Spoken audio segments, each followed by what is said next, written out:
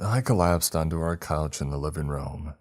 It was the Friday night of a very strenuous week and I was determined to celebrate. Unfortunately for me, my roommate had invited over about a dozen of his friends for a little party and pregame before they went out. I can't remember what their plan was exactly. It had something to do with bar hopping. All I knew was that eventually I was going to have some quiet time to myself in the apartment. That is, if I didn't decide to join them. The thought occurred to me that I should check my assignments. I wanted to be sure that I was done for the week and that I could finally just kick back and relax. Upon checking, it looked like I had everything submitted, but before closing my laptop, I heard the faint sound of the Discord notification over the blasting music in the apartment. Somebody had pinged me in the group chat, the chat that my friends and I used to stay in touch as most of us live nowhere close to each other now. It's more accurate to say that its purpose is to send stupid memes to each other above anything else. "What's up, dipshits?" I sent, hoping to spark a conversation. Not even a minute later, I received some friendly name calling in return. Their messages put a smirk on my face. "Just staying in. I'll probably be in voice chat later if y'all want to join. Maybe we can play something," one had announced. A few others replied that they would be there, including a couple of friends who rarely join the voice chat. Another one pinged me asking if I would join as I hadn't said what I was doing yet. I sighed as I sat back looking at my laptop screen. A part of me considered going out with my roommate and his friends. After all, I had just turned 21 and I wanted to get out of my shell a little bit, but also I knew I wouldn't have another opportunity to join this many of my own friends for games for a long time. I also knew that if I went out, I would get bored easily and quickly rediscover that bars are not my idea of fun. I sent my response to the group chat. "Alright boys, I'll be there." Immediately, my friends added reactions to my message and sent overly dramatic messages to show their enthusiasm. Once everybody had decided on what time they would be able to join, we narrowed down our list of games and decided that the first few of us who got on would start with a few rounds of Phasmophobia. After all plans seemed to be established, everybody returned to using the chat to post memes. Realizing that I had a couple of hours to spare, I joined my roommates and their friends at the kitchen table. I didn't know a few of the people there, so I made an effort to introduce myself and make conversation, but being the introvert that I am, I found myself walking away and checking my phone more than talking to anyone face to face. Most of the time, I was checking the group chat and the various memes that were being posted. During one of these little breaks from being social, I saw a new link that hadn't been embedded as any image or video. The most annoying memes are the ones that don't embed or can't be viewed unless you go through the link to whatever app or site it came from. This link in particular looked off. I couldn't make out the name of any and it looked like nothing more than jumbled letters and numbers. Even weirder, the person who had posted it didn't have a name, and the user avatar was just a default one. I was fairly certain that nobody with access to that chat had a blank profile. After a moment of hesitation, I tried to open the link, but whatever it was, it wouldn't load. I wrote it off as my phone acting up, but curiosity quickly got the best of me and I felt an urge to know what it was. I retrieved my laptop, opening it again on the living room couch. To my confusion, the unorthodox-looking link from the nameless, faceless user was still there. I again hesitated before clicking on the link again. A full-screen window appeared, quickly loading a grainy black-and-white video of an empty room. I realized my error in not checking the volume beforehand because apparently I had it on max. The annoying sound of static disturbed the music coming from my roommate's speaker. A yell came from somebody at the kitchen table in response. "Hey, turn that shit off." I frantically tried to turn down the volume on my laptop, but it didn't seem to work. The static remained just as loud. I tried to Alt F4 the window, but it refused to close. I tried to open the other windows. I even tried to shut off my laptop entirely, but nothing was working.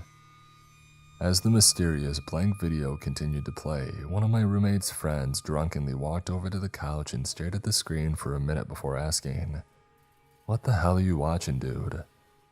"I don't know, man. One of my friends sent a link to whatever this is and I'm trying to. Just hold on for a second." I replied, uninterested in explaining the situation while trying to fix it. My roommate Alex walked over and sat next to me on the couch along with another one of his friends. "What is this, some old movie or something? It looks creepy," Alex inquired. "I have no clue. I'm trying to shut it off right now, but the window won't close. And I can't turn down the sound. I can't open anything else and my laptop won't even shut off." "Well, just let it play, I guess," Alex suggested, so I let it be for the moment. Another minute or so of just the empty room passed by before a figure walked into view of the video. The few of us watching went silent as we observed and waited. The man who had walked in front of the camera was very well dressed. He wore a very old-fashioned looking suit. It looked like something from the 1920s, maybe even earlier.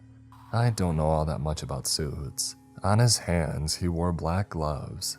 This is all that we could make out because his face was out of frame.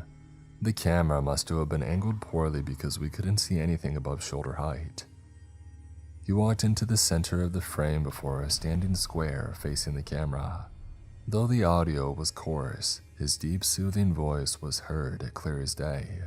"Greetings and welcome to our 7th installment of this series. I'm your host." Before the man could speak his name, a wave of static violently washed over the screen, accompanied by even louder white noise. After a good 10 seconds, the video returned to normal and the man continued.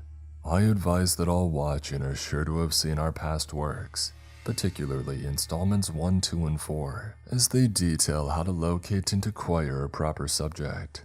This is paramount information to have before proceeding with this installment." By now the music in the apartment ceased and all of Alex's friends crowded around the couch to get a look. "As most of you know," the man in the video continued, "the old markets are gone and our farms have died out. Since such a time when this commodity was abundant, we have no choice but to seek out and harvest it ourselves." "What's he talking about?" asked one of Alex's friends before being hushed and told to shut up by everybody else. A few of them whispered comments to each other, most pointing out the weird camera angle excluding the man's head. Along with the acquisition and proper preparation of subjects, the processing is equally important, and the last step necessary to enjoy your hard-earned goods. Future installments will explain the process in greater detail and complexity. This film seeks only to demonstrate the most basic processing techniques. The screen once again became flooded with static and blaring white noise before cutting back to film. When it did, the suited man was no longer alone. Front and center of the video was somebody new. Another man dressed in a suit, though his was much more modern. His head was also above the view of the camera. Something about him felt off, but I couldn't put my finger on it. At least not until I heard a gasp from behind me, and then I saw it too. The man was hanging. From what we couldn't see, but his lifeless dangling feet held over a wide metal bucket on the floor beneath him made it clear. Everybody else must have noticed as well, as some began whispering concerned comments back and forth. Others hushed them in response, eager to see what would happen next. I stayed silent, believing it was nothing more than an act.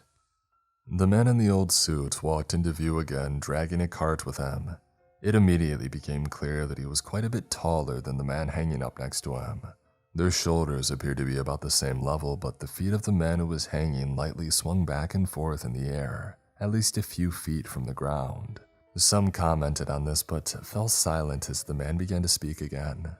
"I have here a subject for this demonstration. Those of you who have seen our past installments may recognize it. The harvesting process may be done when the subject is dead or alive. Of course, alive can be much more entertaining.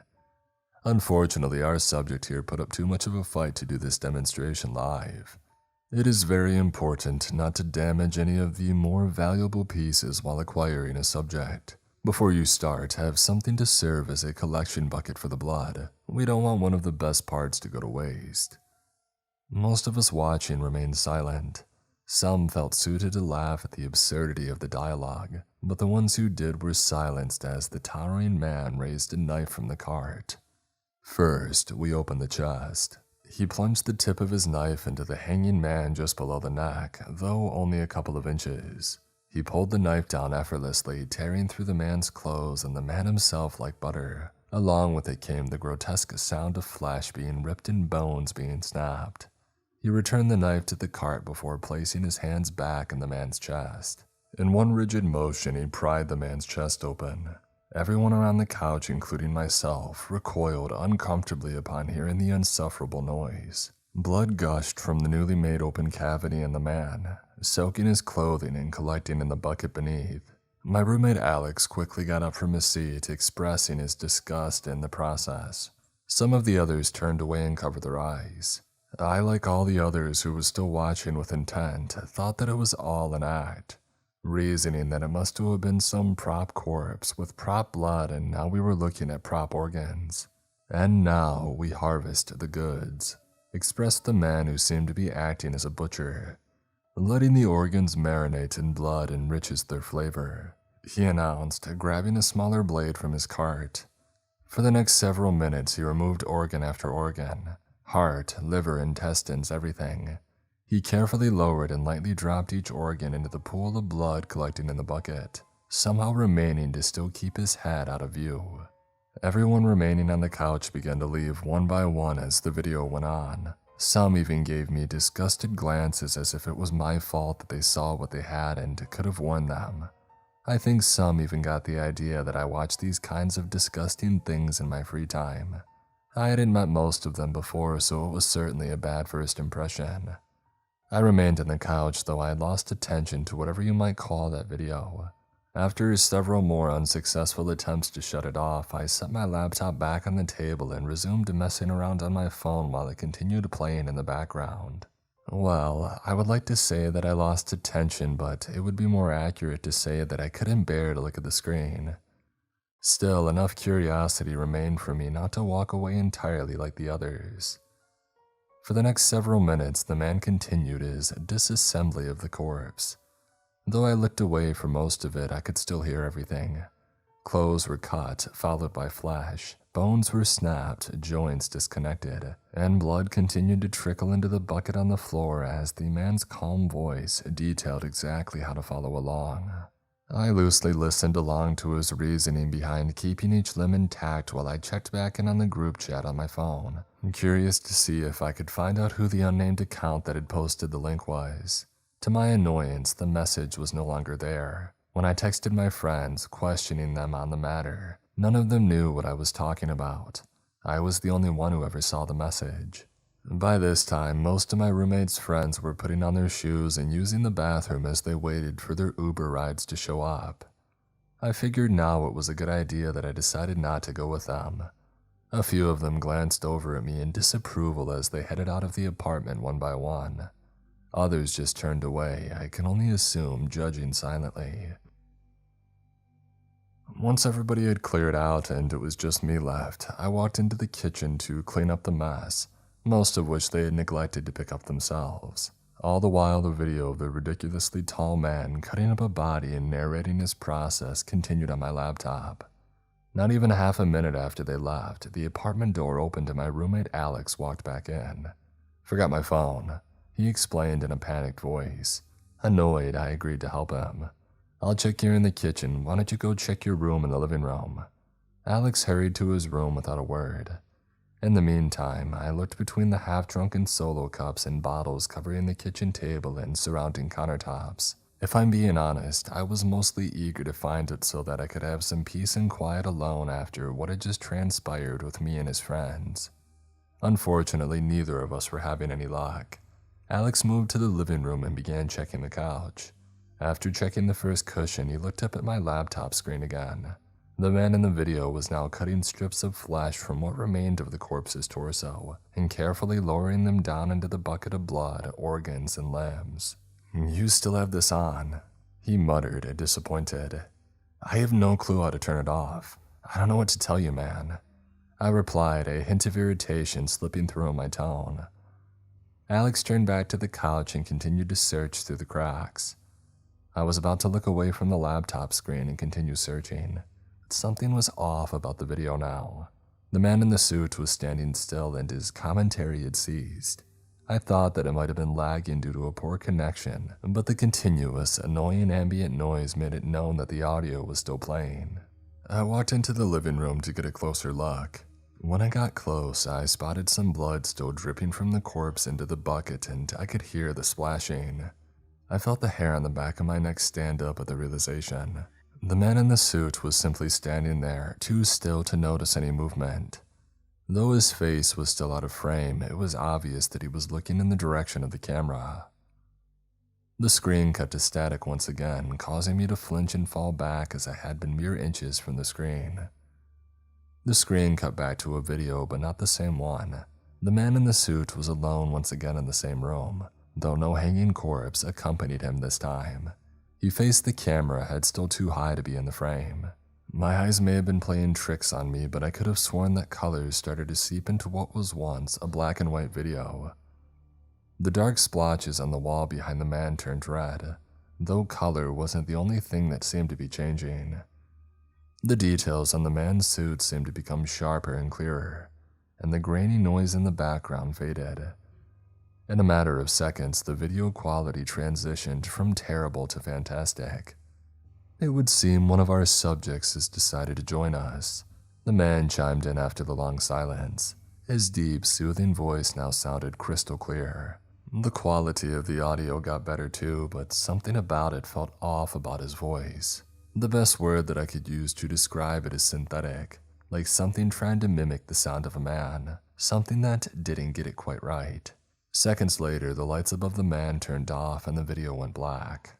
Alex stood up excitedly from the other side of the couch holding his phone.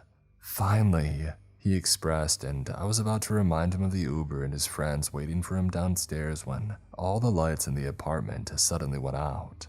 We froze, giving a brief moment of silence as we both realized the power must have gone out. But that silence was broken by the sound of approaching footsteps from the video before the lower half of the man's face came into view for the first time, right in front of the lens. On his unblemished, ceramic-looking face, a grin formed. As his smile widened, his jagged, sharp, asymmetric teeth revealed themselves one by one.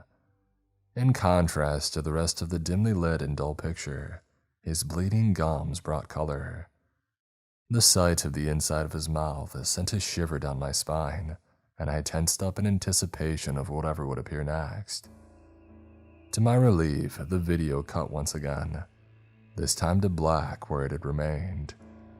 I tried the power button on my laptop, but to no avail. It seemed that my laptop had simply died, but that didn't make any sense. I could have sworn that it was at full charge when I first took it out. It should have lasted hours. "Ah, damn it, my phone died," Alex said, frustrated. I decided to check mine, and sure enough, it was dead too. I knew for a fact that the last time I looked at my phone, the battery was somewhere around 80%. "I gotta get down there, man. They've been waiting too long." "I don't think the elevator's working either," I responded, my voice shakier than I expected.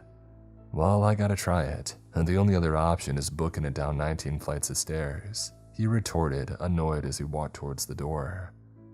"I'll come with," I assured and rushed to get my shoes on.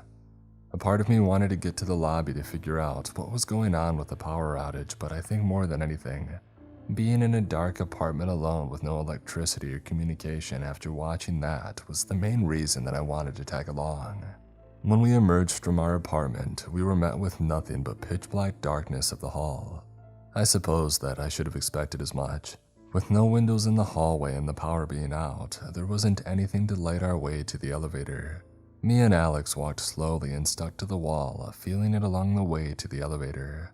On the way, our hands passed over a couple of doors to other apartments, which sparked my curiosity as to why we were the only ones who had come out. I had to think that everybody else realized the power was out. I imagined some of them had to wonder why that was. Finally, we passed over the door to the stairwell and into the elevator area. We felt around the walls for the buttons until Alex finally found one and pushed it. Of course, it didn't light up, nor did we hear the elevators moving like we usually could. Alex made his frustration at the idea of missing his ride known. I responded, "Looks like stairs are our only option. If you want to make it to your ride, we better get moving." The door to the stairs is right there. I felt around the wall, going back the same way that we had until I found the handle and I opened the door. My eyes squinted at the sudden influx of light that flooded the hallway around us from the inside of the stairwell. Of course, the sight of working lights was a welcome one, but how, with the power out, they were on was a mystery.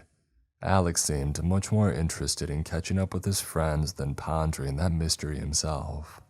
Before I could even open my mouth to question the oddity of the situation, Alex moved past me to enter the stairwell and I followed. I brushed off the lights being on as more than likely emergency power. I followed closely behind as we practically ran down the first few floors, but somewhere around the 14th floor, Alex suddenly halted his descent, as did I. He turned to me but didn't say a word, keeping as quiet as possible as if he were waiting for me to notice something. I was about to ask him what it was before I felt it myself. The air was cold in there, very cold. It felt like we were walking into a freezer. When we had first entered the stairwell up on the 19th floor, it most certainly wasn't anywhere near as cold as this. I traded a confused look with Alex before either of us could say a word, and we both carried on with our previous pace. As we continued, the air only seemed to grow colder. By the 10th floor, we could see our breath, and although it was cold outside, I knew that it wasn't anywhere near this cold. At the 6th floor, Alex once again halted, but this time, I watched his eyes grow wide as he stared at something in front of him. He tried to mutter something under his shivering breath, but he failed to make the words out. I, being disturbed by his sudden state of shock, slowly inched my way down the last few steps of the flight that I was on before peeking around him to get a look. I felt my heart sink to my stomach when I got a glimpse. On the handrail of the stairs hung a meat hook, the end of which was holding up one of Alex's friends through his gaping mouth and coming out through the bloody hole that was once his nose. His frozen eyes looked up desperately in perpetual terror, with blood running down from the end of the hook and his mangled face, soaking his clothes in red. Alex and I must have stood there a whole minute before he finally came to his senses. We have to get out of here. Now, he whispered to me. I simply nodded my head and followed him as we walked past his friend's body, but we didn't make it much further. When Alex saw down the next flight, he slowly collapsed to the floor and covered his face with his hands. A few more of his friends were presented in the same position, hanging from the handrail on their respective hooks. Seeing more of them on this level gave me the urge to look over the rail further down. It looked like almost all of Alex's friends who had been in our apartment were now here, dead and hanging. Blood from their faces trickled down slowly though, with as many of them as there were. It collectively painted a dotted pattern on the concrete floor at the bottom of the stairwell. They all looked up at me with the same horrified expression on their faces. The sound of tearing flesh broke my trance and caused me to lean away from the handrail, though still close enough to see down it. A gloved hand reached out, holding another meat hook and a body with it. The arm attached to the hand reached out and effortlessly placed the hook on the opposite handrail. I recognized the style of suit belonging to the impossibly long arm, but I couldn't believe my eyes. After placing the hook, the arm froze in place, and then he began to chuckle softly. "So," began the synthetic mockery of a man's voice. "Our little watcher has come to see how we do it with his own eyes." My heart sank again. He meant me. I turned to Alex and uttered the only word that I could find. "Run." Alex scrambled to his feet and followed me as we ascended the steps even faster than we had come down. Behind us, I could hear him pursuing us, but at a relaxed pace. Though on the video, nothing about his appearance was rotund. His immense weight was made obvious through the pounding and creaking of the metal stairs. I don't think that I've ever run so hard in my life, and I was surprised that we made it as far up as fast as we did. Luckily, I thought, we must have been more than a few levels above him when we had returned to the 19th floor, though I had lost track of his steps. I was far more concerned with putting as much distance between him and us as possible. Alex quietly opened and closed the door out of the stairwell, and we stuck to the wall. quickly making our way back to our apartment, which I knew was the third door to the left. After entering, we again closed the door quietly before barricading it with a couch. We stood right by the door waiting. I think we were both thinking of what to do if he found us, but if he did, there was nowhere left to go. Nothing left that we could do. Any minute, I expected to hear the stairwell door open and for his heavy footsteps to come down the hall before busting open our door, but that never happened. Eventually, we both lowered ourselves and sat on the floor. I think adrenaline was the only thing that saved us, and now it was gone. I felt drained and Alex was shaking. I couldn't imagine what he was feeling. One thing that I knew we shared was the mix of confusion and fear as to how what we just saw was even possible, and what that thing that did it even was. A buzz came from my pocket. Alex raised his head and looked over at me. The buzz came again. I reached in and pulled out my phone. The bright light from its screen was a welcome sight, as was its nearly full battery, though its content again left me puzzled. "Who is it?" asked Alex in a barely audible whisper. "It's 911, I responded as confused as he was. "They can do that? They can call you." I lightly shrugged my shoulders in response, unsure myself if that was possible. Alex pulled his phone out as well, but it still wouldn't turn on. I reluctantly answered and raised the phone to my ear.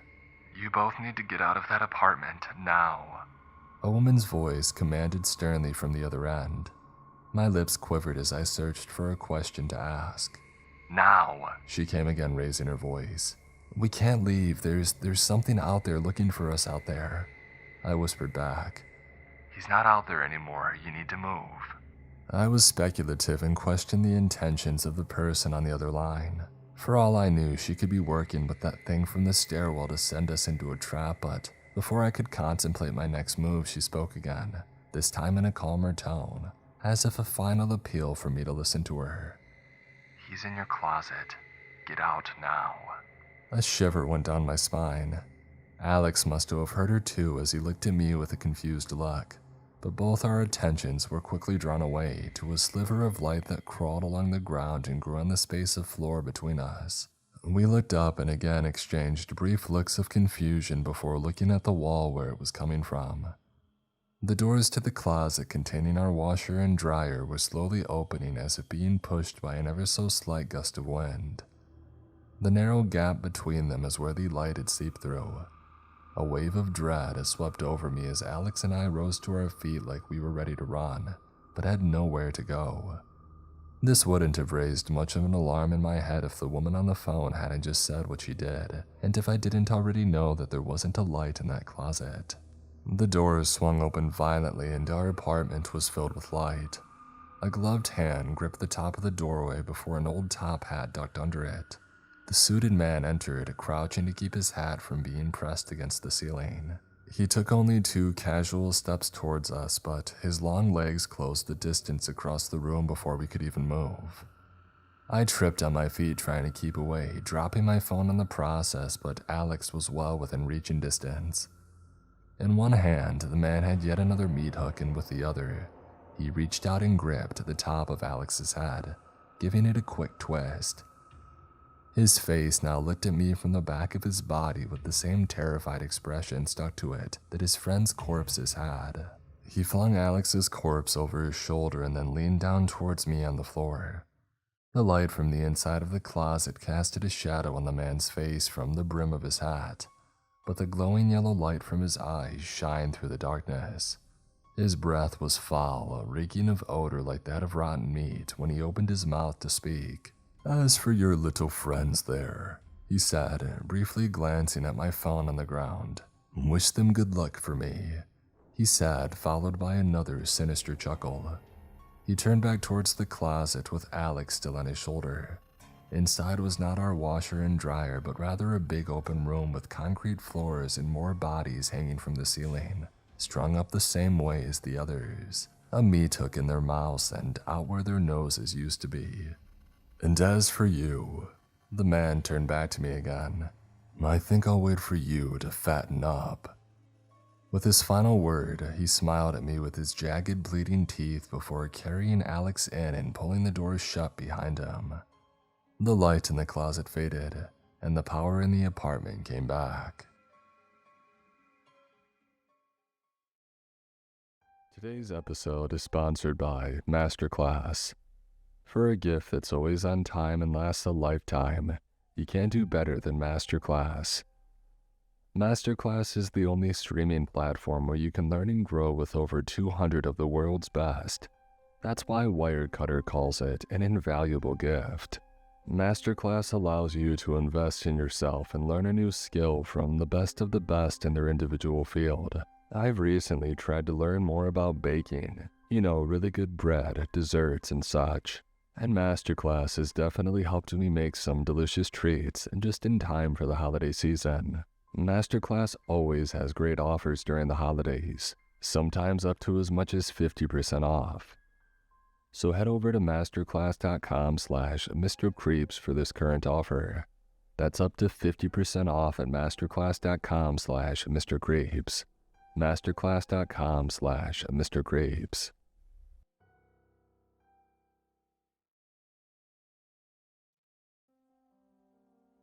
For the past 2 years, I've been working as a mortician at a funeral home in the small town of Clearwater, Pennsylvania. I actually love it here. I listen to lots of audiobooks, my boss is great, and I don't mind the company of the dead. They're quiet and they're not trying to sell me something, which is a lot more than I can say for most of the living. I also feel like preparing the bodies for burial is an act of respect. A service to the community is something that gives my life meaning. Without a doubt, working here was the best job that I had ever had, until we started getting the smiling corpses. I don't know when it started exactly. 3 weeks ago, I think, although time has been passing strangely since it all began. When it started, of course, not all the bodies were smiling. It was 1 or 2 of them. But then we started getting more and more of them, and everything began to spiral out of control. To be clear, yes, I know that sometimes the deceased appear to be smiling slightly. Sometimes their facial features are built that way, sort of a resting, happy face. Sometimes we even turn their lips up a little, to make their faces seem more familiar, more alive, instead of the cold mask of death. But these bodies weren't smiling slightly. No, they were full-on grins, stretching dead skin to the corners of their mouths. They were grotesque. The first one came on a cold, rainy day. Her name was Amber Reese and she was 31 years old, much younger than the bodies that I usually worked with. She had died of a sudden blood clot. As much as I liked my job, I hated dealing with the younger ones. Before I even unzipped the body bag, I was imagining the small children that she may have left behind, the aging parents grieving their daughter, the friends and family mourning a life gone too soon. I extinguished the thoughts and got to work. I turned on the light, rolled the steel bed a little closer to me, and reached for the body bag zipper. But when I unzipped her, I froze. She was smiling. Her lips were pressed tightly together, covering her teeth and the corners of her mouth sharply curved upwards. An expression like that wouldn't just require you to move your facial muscles. It would require you to hold them like that. I quickly unzipped the rest of the bag, but she was definitely dead. Her skin was as white as marble. Her eyes were closed and her lips were blue. Oh, what the hell? Maybe she was somehow alive. With my hands shaking, I gently touched her lips and then her cheeks. Her skin was so cold. I reached into the body bag and pulled out her bony wrist, checking for a pulse. There wasn't any. Now, if I weren't a mortician, I'd be thinking, no big deal, she died smiling and rigor mortis set in. But I knew that that was impossible. Rigor mortis takes hours. If she had died smiling, her face would naturally relax into a neutral setting before everything went stiff. I stood there, my head spinning. There was no way she was alive. But there was no way she could be grinning like this, dead. Not knowing what else to do, I called my boss in. He looked just as confused as I was. Maybe she had some sort of deformity, and this is her natural expression. I don't think so. The next theory was that the coroner was doing it before the bodies got to us. Maybe it was a prank, or maybe he thought that he was helping us, making the bodies look a little less dead. He was a bit odd, so it wasn't out of the question. But even if he made them smile, the smile would fade before they got here, I pointed out. That kind of smile with her lips covering her teeth like that, it requires the muscles to stay flexed. Alan didn't know what to say to that, and so he excused himself to call the coroner. When he came back, his expression was grim. Jack said that she wasn't smiling when he was doing the autopsy. Dread flooded me like somebody had just dumped a bucket of ice water over me. So the smile happened after she had died. On the drive over from the coroner. That's impossible, I said, my voice wavering. I know. Who else had access to the body? He shook his head. No one should have had access to the body except us, the coroner, and the drivers who delivered her. Well, shit. We made a few more phone calls to police officers, medical examiners, even a few EMTs. But nobody knew what we were talking about, and the body had been securely locked away after the autopsy, according to the coroner. It looked like nobody had tampered with the body, so maybe it was just something about Amber, something congenital, some sort of disease or something, that her mouth had turned up in a smile several hours after death. I knew it made no sense, but what else was I supposed to tell myself? That some demon had possessed her dead body and made it smile, that a ghost was holding up the corners of her mouth. Nothing made sense. What should I do with her? I asked Alan. Set her features like normal, I guess. Call me back if there's anything else weird. And then he turned on his heel and walked away. So that's what I did. After pacing the room a few times to calm myself down, I walked back over to the body. I positioned my index and middle fingers over the corners of her mouth, and in one swift motion I pushed down. Something felt different. I poked and prodded her cheeks, frowning. Usually cheeks are soft, with the cheekbones and jawbones giving them structure, but her cheeks felt firm all over, like they had their own internal structure somehow. Maybe she had had work done, like fillers or Botox, I thought. I poked and prodded some more, but that only confused me further. Something just felt off about the way that her bones and facial muscles were all fitting together, just underneath the skin. I called Alan back over. Does her face feel weird to you? He poked and prodded at her face as well, frowning. Yeah, a little bit, he said finally, but not abnormally. Could be some plastic surgery. Yeah, that's what I thought. Hey, maybe that's why she's smiling. I mean, it's possible, I guess, he replied. And then he left, and I was back to setting her features all alone in the morgue. My fingers worked over her cold skin quickly, trying to get the whole thing over with as fast as possible. But the more that I worked, the more time I spent with her alone in this room, the more panicked I became. Suddenly I felt dizzy. I couldn't breathe, I couldn't get enough oxygen. My legs felt weak underneath me. I was on the verge of a panic attack.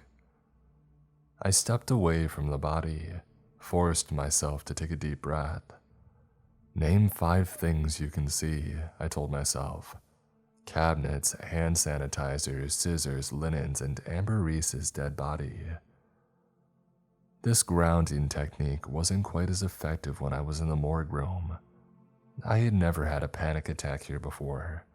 The bodies had never bothered me like this. I was always able to disassociate it from the person who lived in it.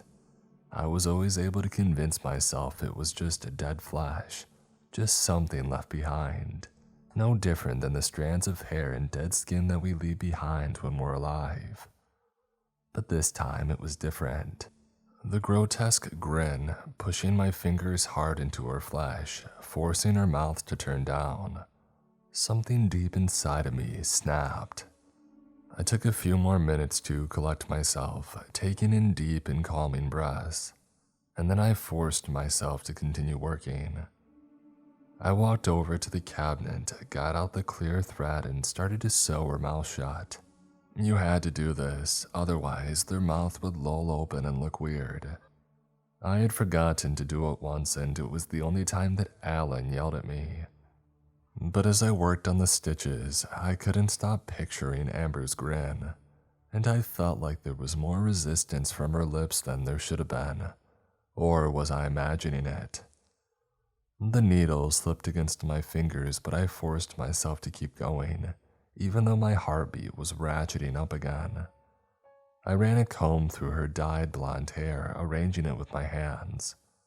I swirled a brush into pressed powder and swept it across her cheeks, her forehead, and her nose.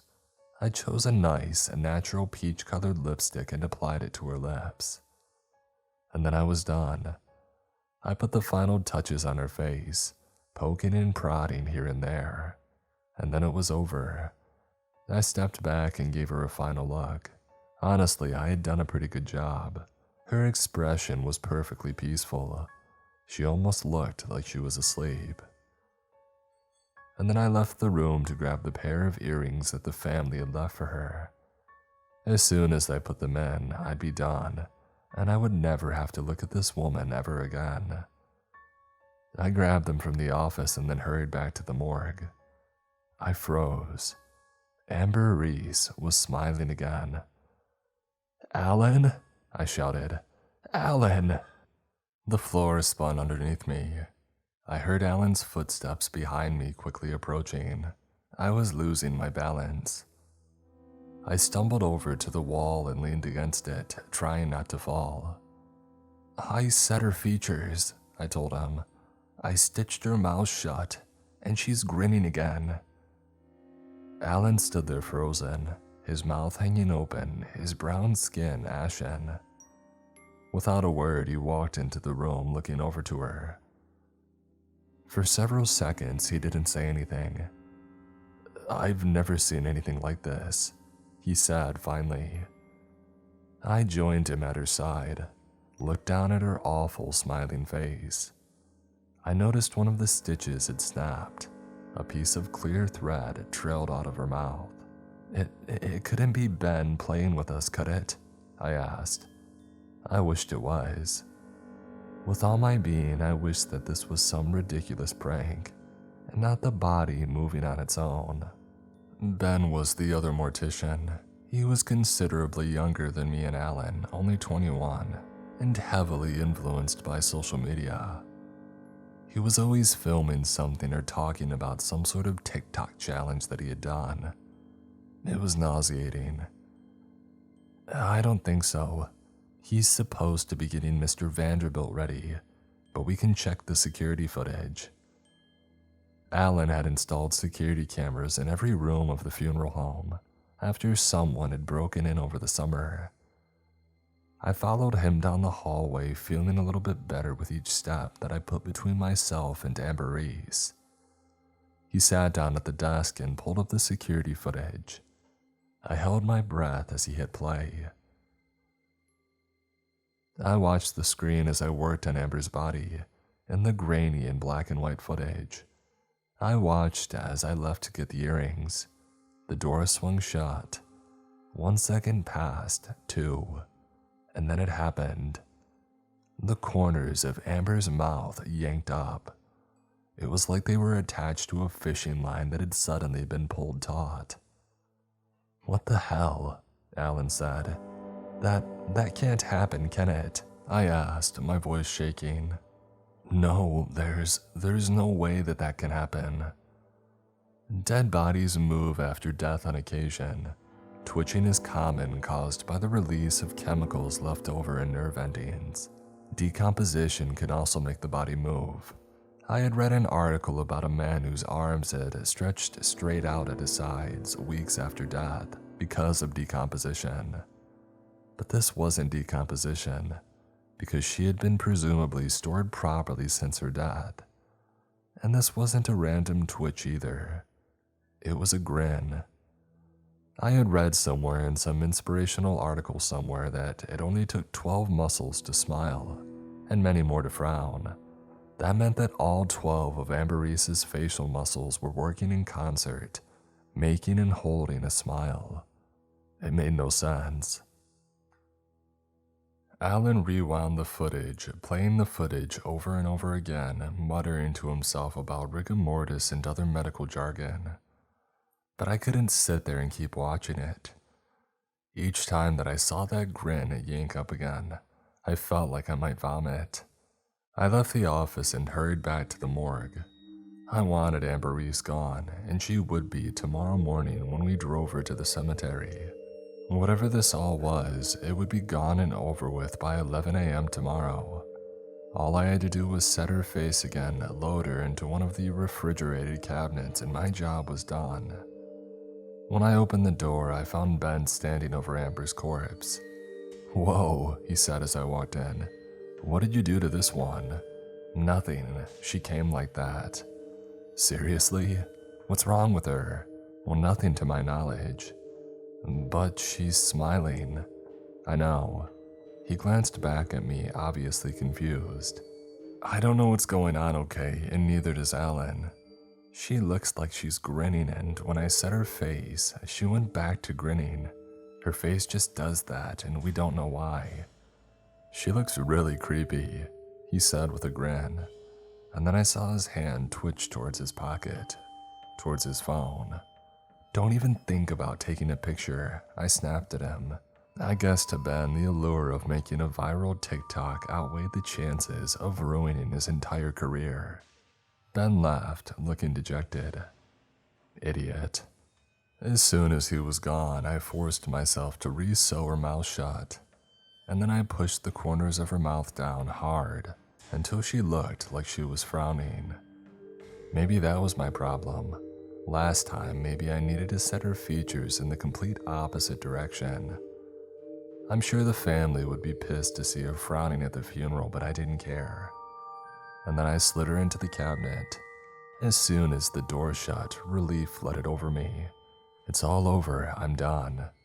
Little did I know that Amberese was just the beginning. The next week, we got more smiling corpses. Jasmine Thomas, 47, pronounced dead at the scene of a car accident. Eleanor Wu, 62, dead after a long battle with pancreatic cancer. John Ivanov, 23, dead from a mugging gone wrong. All smiling. Alan and I called the police, the coroner, the delivery people, but nobody reported seeing the bodies smiling. There were police reports too from the car accident and the mugging, but none of those mentioned a smile. It seems certain all the bodies had started smiling after they had died, which didn't make a lick of sense. Alan started calling colleagues of his, even professors at the local college, but none of them knew. He started floating various theories, and maybe the coroner was using contaminated tools or substances that the body was having a post-mortem allergic reaction to. Maybe they were being stored at a slight incline, and that was moving the facial muscles. Of course, this didn't explain why the bodies started smiling again even after we had set their features, but we were grasping at straws. No one had a possible explanation for what was going on. I pondered all of this as I pulled on my rubber gloves and started working on John Ivanov. I stared down at John's pale face, his stubble-lined lips twisted into a smile. The grin somehow looked even more grotesque on his young face. I worked on autopilot. I yanked the corners of his mouth down into a deep frown, and then I grabbed the clear thread and, steadying my shaking hands, plunged the needle into his lips. I used double the number of stitches. Maybe that would stop the smile from reappearing. because despite all my work on Amberice's face, her smile had reappeared. We had gotten an irate call from her sister at the funeral. "Hey Sam, can you come here for a second?" Ben asked from the other side of the morgue. Sure." I followed him over. He had been working on another smiling body, an older woman in her 50s or 60s. I didn't remember her name, as Ben had been in charge of her. "Her file says that she was 160 pounds when she died," he said, "but she feels really light to me." I grabbed her by the shoulders and shifted her on the table a little. "Huh, yeah," I replied. "She does feel a little bit light." I grabbed her by her midsection and shook her a little more. Ben was right. If I wasn't looking right at her, I would have guessed this woman was no more than 100 pounds. "Let's weigh her again," I said. "Maybe the coroner entered the wrong weight." And so we rolled her onto the scale. When the number came up, my heart dropped. 97 pounds. There's no way this woman is 97 pounds, I said. "I know." I stared down at her, slightly taller than average with an average physique. She'd have to be rail thin to be 97 pounds, if she could even get to that weight at all. Ben told me that he would discuss it with Alan and then continued preparing her for burial. I went back to working on John. I tried to not even look at his face, just focusing on getting him ready, like it was as mundane as sweeping the floor or folding clothes. But then, as my hands worked, I had a moment of clarity. 5 smiling corpses had come in now. If it were just one or even maybe 2, it could be explained away as an allergic reaction or a deformity, or whatever Alan's theory of the day was. But 5? When as far as we knew this had never happened before. There was really only one explanation that suddenly hit me like a ton of bricks. Something was infecting them. Maybe some sort of parasite or a bacteria. Maybe it's in the town's water supply. I suddenly had the mental image of a pale, leech-like creature slithering around in John's mouth, stretching his lips into that hideous smile. And then something even worse occurred to me. If I touched their faces, was I now infected? Panic set in. My mouth felt itchy or stiff or something. I left John on the table and I ran to the bathroom. I washed my hands over and over again. Of course, if it were infectious, it was probably too late. But I had to do something. Of course, when I got back to the morgue, John was grinning again. The stitches had snapped and a single drop of blood coated his lips. Oh shit. I stared down at him, my entire world tunneling down into a single focal point. His mouth. I had to look inside his mouth and make sure that there weren't any squiggling, writhing leeches in there. Holding my breath, I pushed my fingers into his mouth and yanked his jaw open. No. For a split second, I thought that I saw a flicker of movement in the darkness of his throat. I grabbed my phone and turned the flashlight on. Hand shaking, I lifted it over his mouth and peered in. Nothing was there. I shone the flashlight all around, even lifting his lips to look at his gums and teeth, but I didn't see anything. I let out the breath that I had been holding. Get a grip. I closed his mouth, and then I forced myself to take a few deep breaths, slowly letting them out. Everything's fine. Stop scaring yourself. Calm down. I re-sewed his mouth shut, even though I knew that it was probably futile. My entire body was shaking with tension, and I needed something to keep busy. As I worked, though, I noticed something else odd. Hadn't John died and a mugging gone wrong? Hadn't he been stabbed? Yet his pale skin was as perfect as porcelain. No purple bruises, no stab wounds as far as I could see. Then again, he was dressed. Ben had done that earlier. so it was very possible that all his wounds were covered up by clothing. Still, I had dealt with a few victims of muggings and other violent crimes in my career, and none of them looked as pristine as John did even when fully dressed. Other than looking deathly blue, he looked as if he were in perfect health, only sleeping. I shuddered and I loaded him into the cabinet, desperate not to look at him anymore. A few days later, we got a visit from the sheriff. He sat with us in Alan's office, arms crossed, giving each of us an icy glare. "I'm going to have to ask you to stop investigating this," he told us plainly. "What? Why?" Alan asked. "It's attracting too much attention," Sheriff Thompson replied.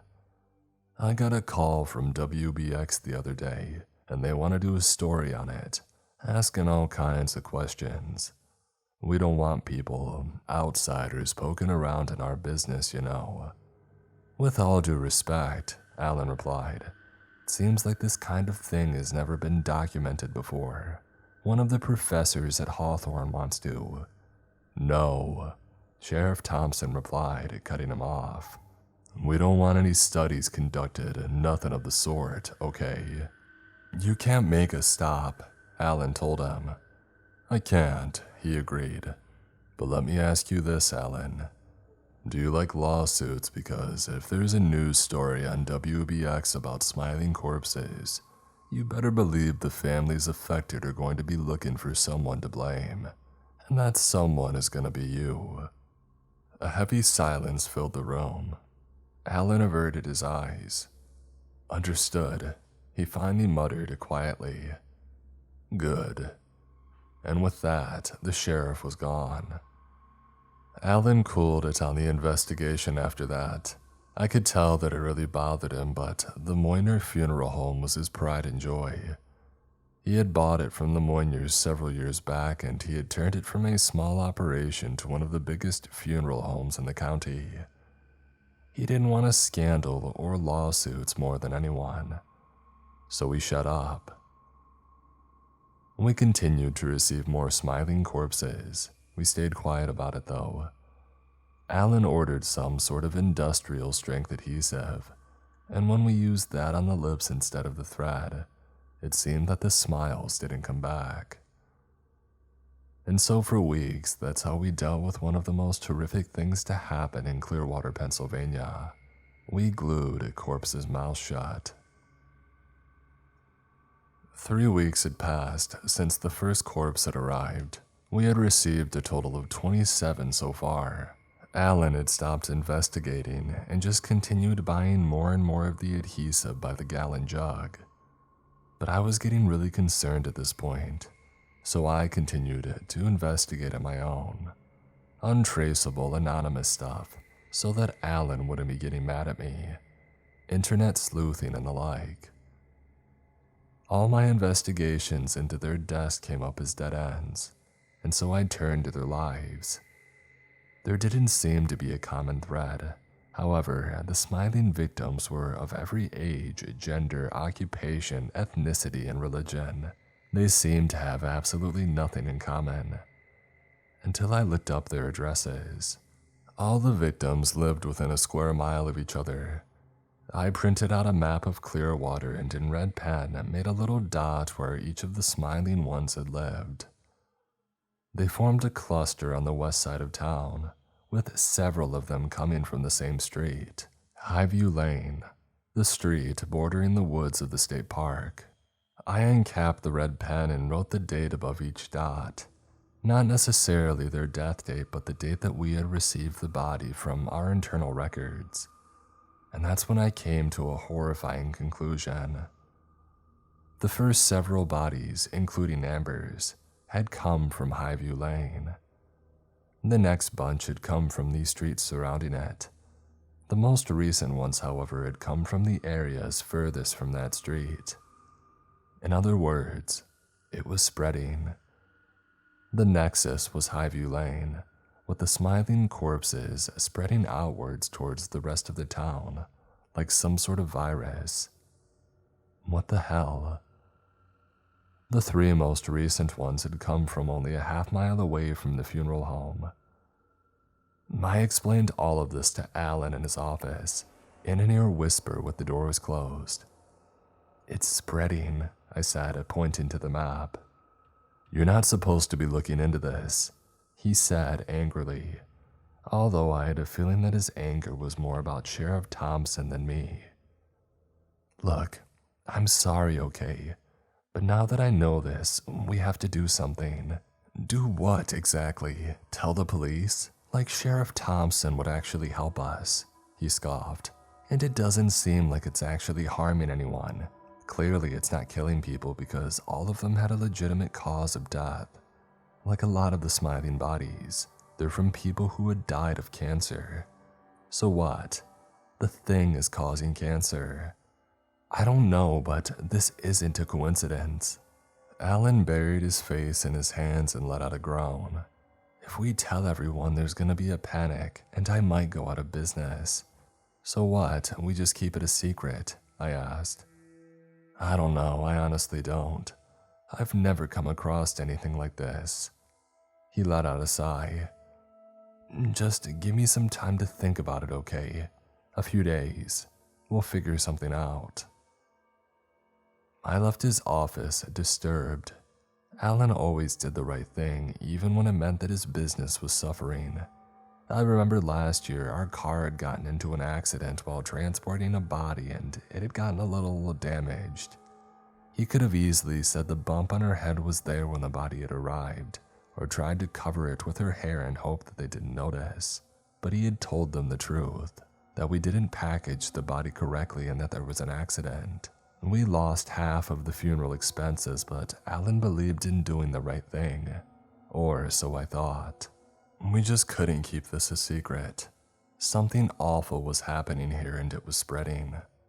And so I decided to take matters into my own hands. I drove down to that area of town myself to see if there was anything that I could figure out. I wouldn't get out of the car in case there was something in the air.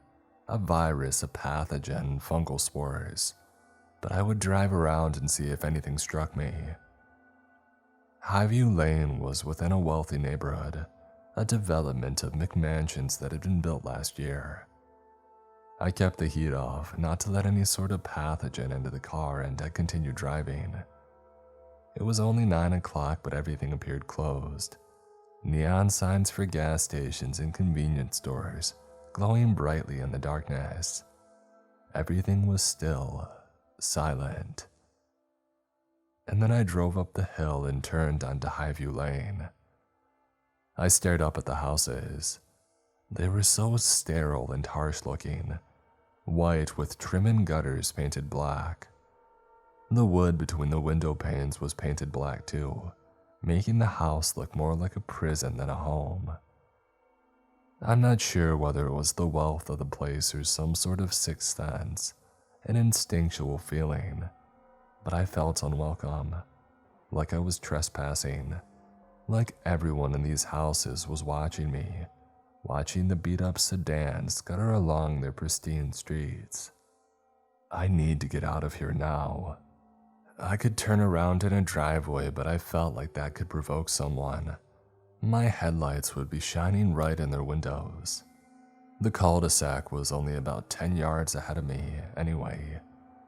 When I got to the cul-de-sac, however, I froze. There were no houses here. Instead, the entire area had been cordoned off with chain-link fences. A sign hung from the metal reading in big red letters, "Keep out." I rolled the car forward to get a better look. The site had clearly been prepared for building. Sure, the grass was long, but there weren't any trees, and the area was unnaturally flat. Within the fenced-in area, I saw 2 large rectangular holes. The basements had been dug out already, the foundations ready to be poured, but the developer had abandoned them. Why? This development had been in high demand. I had driven past this area of town while they were building it, and the starting price of the homes had shot up more than 50% between breaking ground and finishing the last house.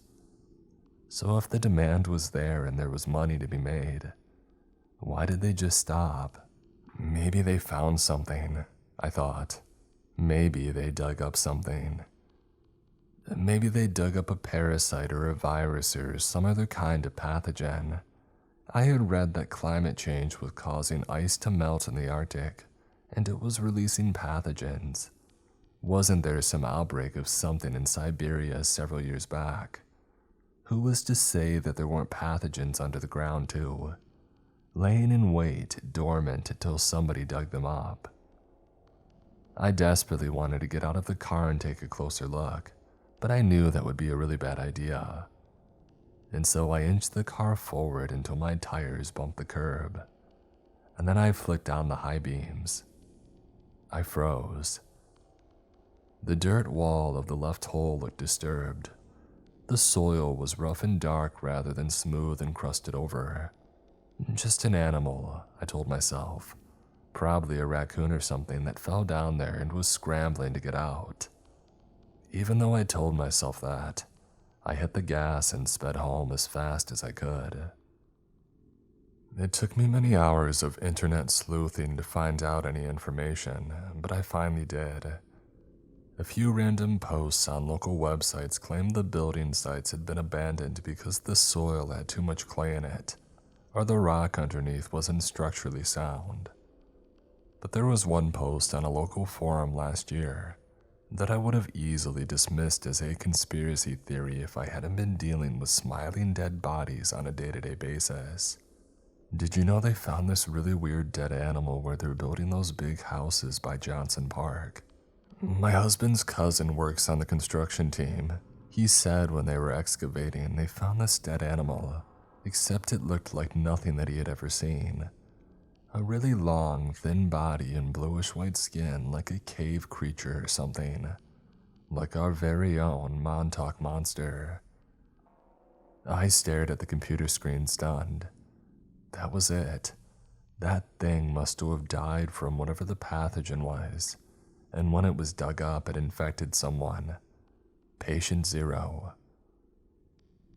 I told Alan everything that I found. Unfortunately, he seemed to take me less seriously than before, his eyebrows raising higher and higher as I told him everything. So, you think the construction workers dug up this monster, and then it spread some disease to them somehow? Yeah. Did any of the construction workers die? I frowned. She didn't say anything about it, but like you said, the pathogen doesn't kill people. Yeah, but wasn't this last year? We would have been getting smiling bodies for months and then, if what you're saying is true. I think they only broke ground on the last 2 houses recently. Besides, maybe it has a dormant phase or something. Alan sighed. I mean, I suppose everything you're saying could be true, but it sounds extremely far-fetched. I know. I'll think on it, I promise. This time his tone sounded more sincere. But right now, we've got to get back into work. A few bodies arrived today and one of them is smiling, so good luck with that. I bought new adhesive, by the way, extra strength. I got the message that this was the end of the conversation loud and clear. Reluctantly, I walked out of his office and headed back to the morgue. Ben was already in there, working on something else. He glanced up at me and grinned. Left the smiling one for you, he said. Oh, great, thanks, I replied, rolling my eyes. This day was just getting worse and worse by the minute. As I flipped through the man's files, however, I felt a rush of relief. He's supposed to be cremated, I told Ben. Oh, cool, I rolled my eyes. Ben loved the cremator. For some reason, not many people in Clearwater chose to be cremated. Whenever one did, Ben got excited. What is it with some people in fire? We rolled the body down to the cremator and got the man inside. The door clanked shut and Ben adjusted the settings and then looked at me. I gave him a thumbs up. He pulled the lever. The flames whooshed on, and then we heard it. A faint, high-pitched screech joined the pops and crackles of the fire, almost like the shrill sound of a whistle except more human. Ben and I looked at each other, eyes wide. "What is that?" I asked. Should I turn it off?" Ben replied, his face white. I nodded. He yanked the lever down, but it was too late. The remains had already been reduced to lumps of charred ash. "There's no chance that he was actually alive, right?" Ben asked. "No." For the first time, he looked utterly panicked. So even though I wasn't particularly fond of Ben, I gently led him back to the morgue and showed him the records. The man had died several days ago and had been stored in a refrigerated cabinet. There was no way that he could still be alive. With Ben relieved, he excused himself for an early lunch break. I sat there alone in the morgue, phone in hand, swiveling gently in the chair. Something was bothering me, though I didn't want to tell Ben. First, even if the man was dead, there could still be a parasite alive inside him. Could things like leeches and tapeworms make noise? A quick search told me yes. There was a 3-centimeter marine worm that lived off the coast of Japan, for example, that could make loud popping sounds. Ew.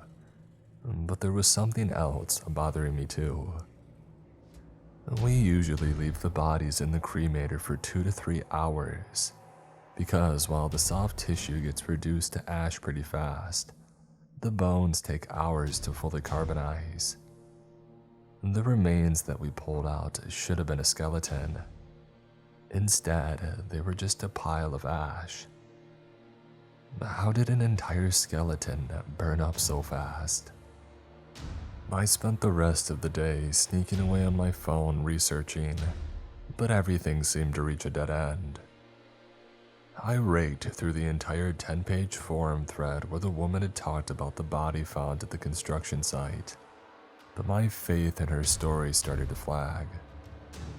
On page 3, she linked to her blog post, which was filled with obnoxious ads and talks about aliens. She claimed that they had found metal scraps at the construction site too, burned and twisted. Our very own Roswell incident. I sighed, shaking my head. I then did a ton of searches whether certain pathogens or parasites could alter bone density. The whole thing about the skeleton not burning up seemed like the only fact that I could cling to. It wasn't a gray area, it was black and white. The bones burned up when they shouldn't have.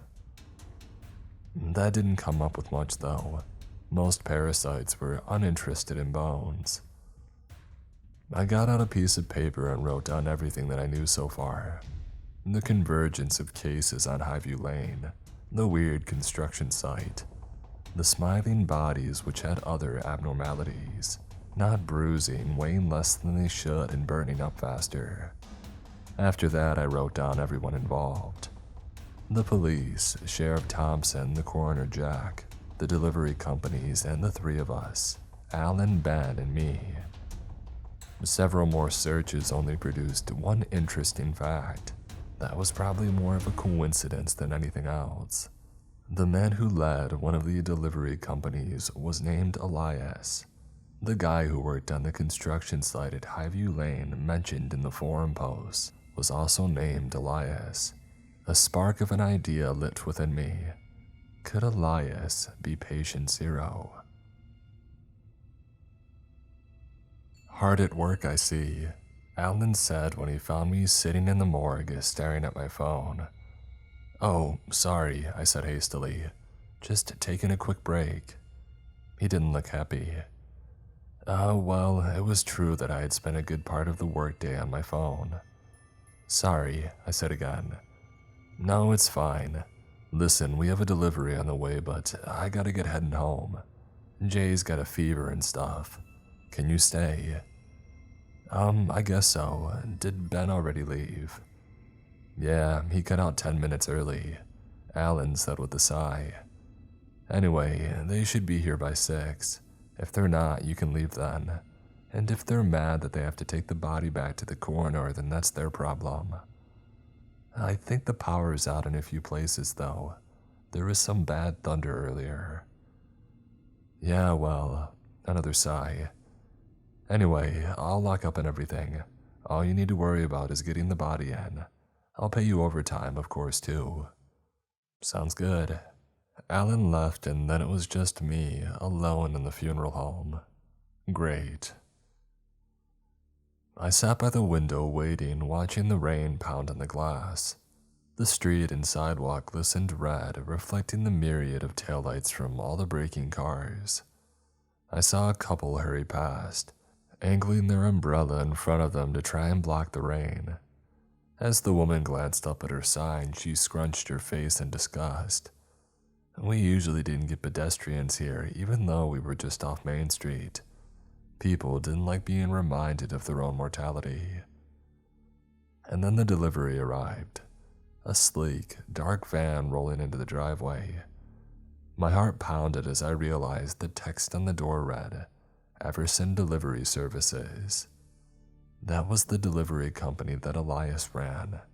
I hurried downstairs. The funeral home is on a hill and the back door is on the basement level with the morgue. Alan thought that it was so convenient, but I thought it was a nuisance, going up and down the stairs all the time. When I finally got to the back door, the 2 men were already rolling the body out of the back. Hey, thanks for waiting, the shorter one said, smiling at me. Hey, can I ask you something?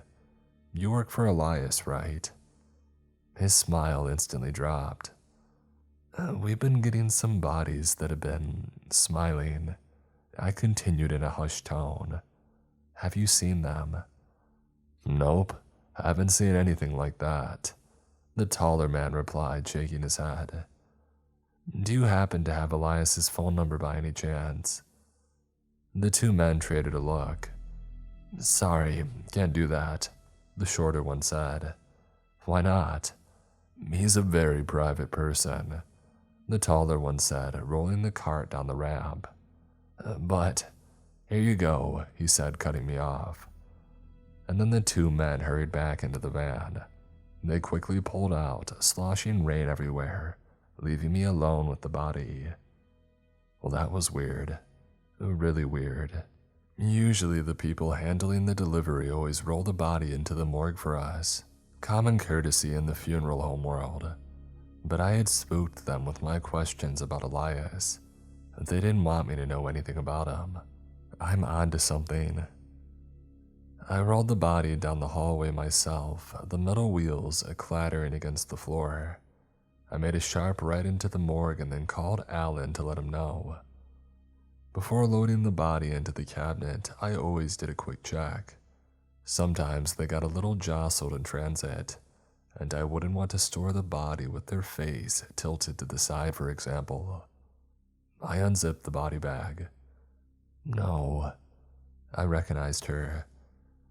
Mildred Hastings, the old woman that lived 2 floors down from me. I saw her all the time.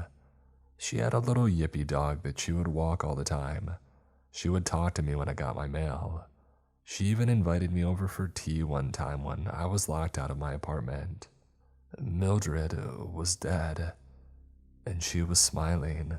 The same smile that all of them had, except this time it was twisting features that were familiar to me, a face that I knew. The floor spun underneath me. I leaned against the cabinet and held myself steady, a wave of nausea rolling through me. I forced my breathing to slow. In, out, in, out. I needed to calm down. All I needed to do was zip her up, get her in the cabinet, and leave. That's all that I had to do. Then I would be on my way home to snuggling up in a blanket and watching TV. The phone rang. I jumped about a foot in the air, swearing. I stumbled out of the morgue and into Alan's office. The shrill sound of the ringing pierced the silence. I'm coming, I muttered under my breath, my legs wobbly beneath me. I picked it up on the third ring. Hello? Is this Moyner Funeral Home? The voice on the other end of the line asked. Yes? Hi, this is Dan with Meadow Services. I'm calling to schedule the delivery of Mildred Hastings. I frowned. What do you mean, schedule it? She was delivered a few minutes ago. A pause. That's not possible. A creeping dread trickled down my back. What do you mean? We have her body right here. We didn't make the delivery today because of the storm. My heart plummeted to the floor. What the hell? No, there must be a mistake.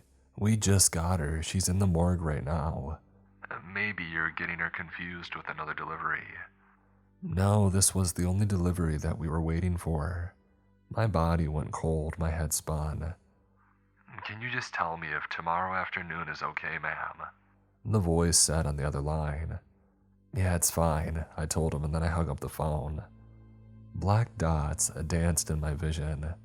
I sat down in Alan's chair before I had the chance to faint. It didn't make sense. It was her body. Unless... The realization came crashing down on me. John Ivanov, the mugging victim with no bruises. The woman who weighed 97 pounds. The man's bones that burned up too fast in the crematory. And the smiles that kept reappearing over and over. What if the bodies weren't the real bodies of the deceased? What if someone somewhere along the chain was trading out all the corpses for different ones? Clones, replicas. Ones that were smiling, that kept smiling no matter how many times we set their features. I pulled up our records and typed in a few names of smiling bodies that I remembered. Like John Ivanov and Jasmine Thomas. My heart dropped when I saw that all of them came from Everson Delivery Services. I ran out of the office, heart pounding in my ears. I ran into the morgue and I froze. Mildred's body was gone. The body bag was zipped all the way down, and it was empty. No, no, no. I ran over, hardly believing it. I unzipped the bag all the way and pressed my hands inside, as if a 180-pound woman could be hiding somewhere inside it. It was completely and totally empty. Every fiber of me was screaming, get out now. I turned on my heel and I ran down the hallway, sprinting towards the back door. I stopped dead in my tracks. Standing in the dark hallway, silhouetted by the glass door behind her, was the naked figure of Mildred Hastings. She stood perfectly still. Her dark eyes glinted. Her white hair fell in messy, scraggly curls over her face. Her skin hung loose on her body, her bare feet sticking to the linoleum floor beneath her. And she was smiling that horrible stretched grin. I whipped around and ran. Thunder rumbled behind me, rattling the glass. I took the stairs, two at a time, my entire body shaking. I burst onto the first floor, ran to the front door, twisted the knob. No, Alan had locked up when he left. That included locking the front door with the deadbolt that only he had the key to. For a split second, I thought about going back downstairs, but then I heard it. Mildred's footsteps coming up the stairs. What do I do? The footsteps got louder. I ran down the hallway and wrenched at one of the windows, but I was 2 stories up. The fall could kill me, especially since it wasn't grass beneath but hard pavement. I swallowed. I have to hide. I have to. Creak. Mildred had made it to the top of the stairs. I shot out of the hallway and into the nearest room, the showroom. About a dozen caskets and coffins stood before me of every shape and size. They glinted in the dim light, polished to perfection. alongside arrangements of fake flowers and easels displaying portraits of random people. I picked one at random, a heavy mahogany casket engraved with a cross, and I climbed in. And then I pulled the heavy lid back over me, lowering it as gently as I could so that it wouldn't thunk shut. As soon as I was in total darkness, I pulled out my phone and dialed at 911. "Please," I whispered, my words muffled in these soft, puffy cotton sides of the casket. "Please help me." I gave the woman on the other line the address. Then all I could do was wait. Thump. I heard Mildred's footsteps enter the room.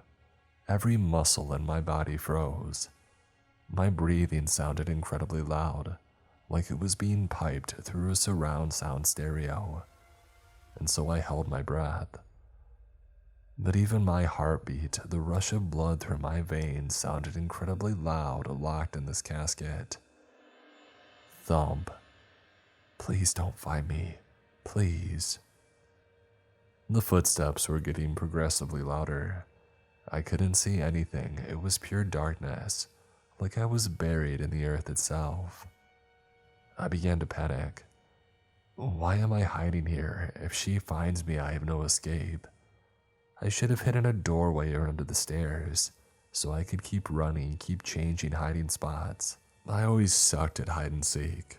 Thump. I held my breath, my entire body shaking. Thump. And then the footsteps stopped. She was right there.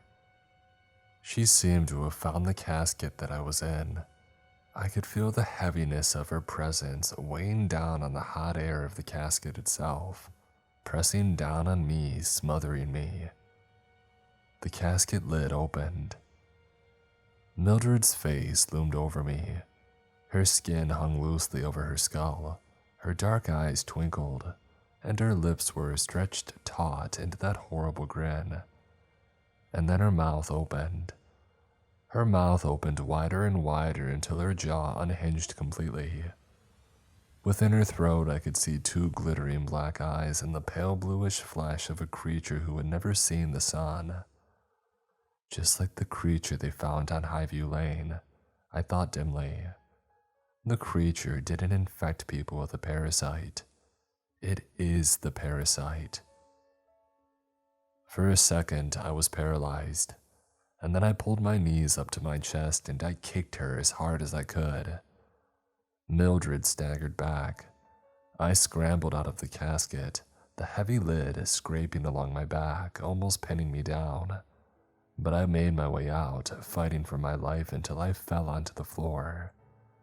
She lunged at me. My gaze caught on one of the enormous easels. I grabbed it and pointed one leg of it at her mouth. "Don't get any closer," I shouted. Of course, the creature in there didn't understand.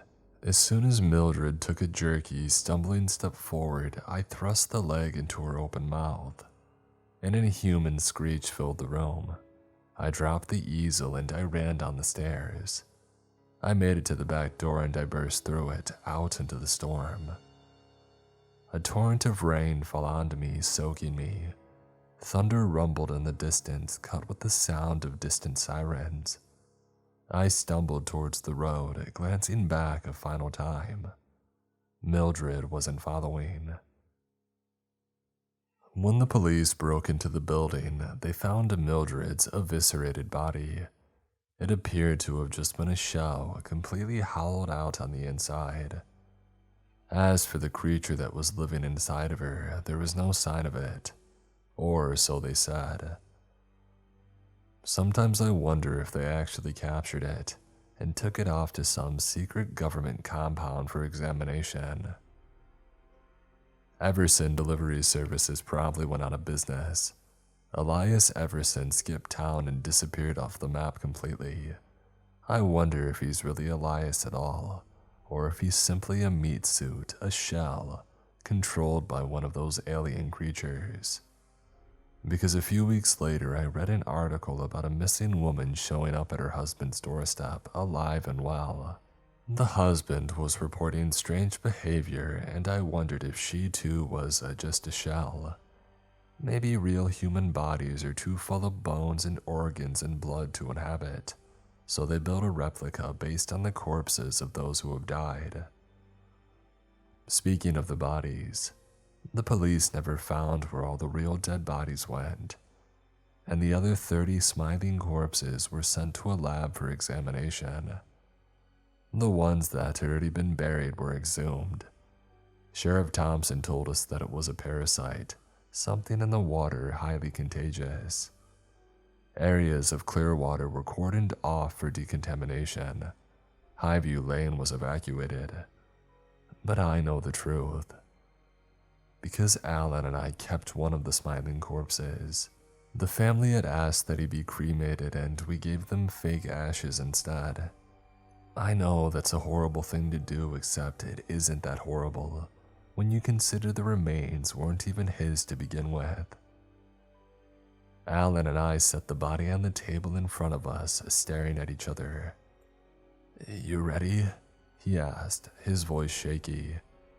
"I am," I replied. Alan sunk a scalpel into the dead man's chest. He peeled back the skin, and when I leaned forward, I almost threw up. The man had no ribs and no organs and nothing that was remarkably human. In their place was a creature with pale bluish skin folded in on itself. Hands shaking, I leaned over the man's face and pulled his mouth open. Beyond his teeth, in the darkness of his throat, I could see a pale face, eyes closed as if it were sleeping.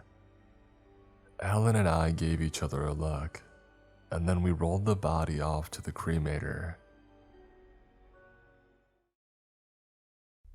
Today's episode is sponsored by BetterHelp.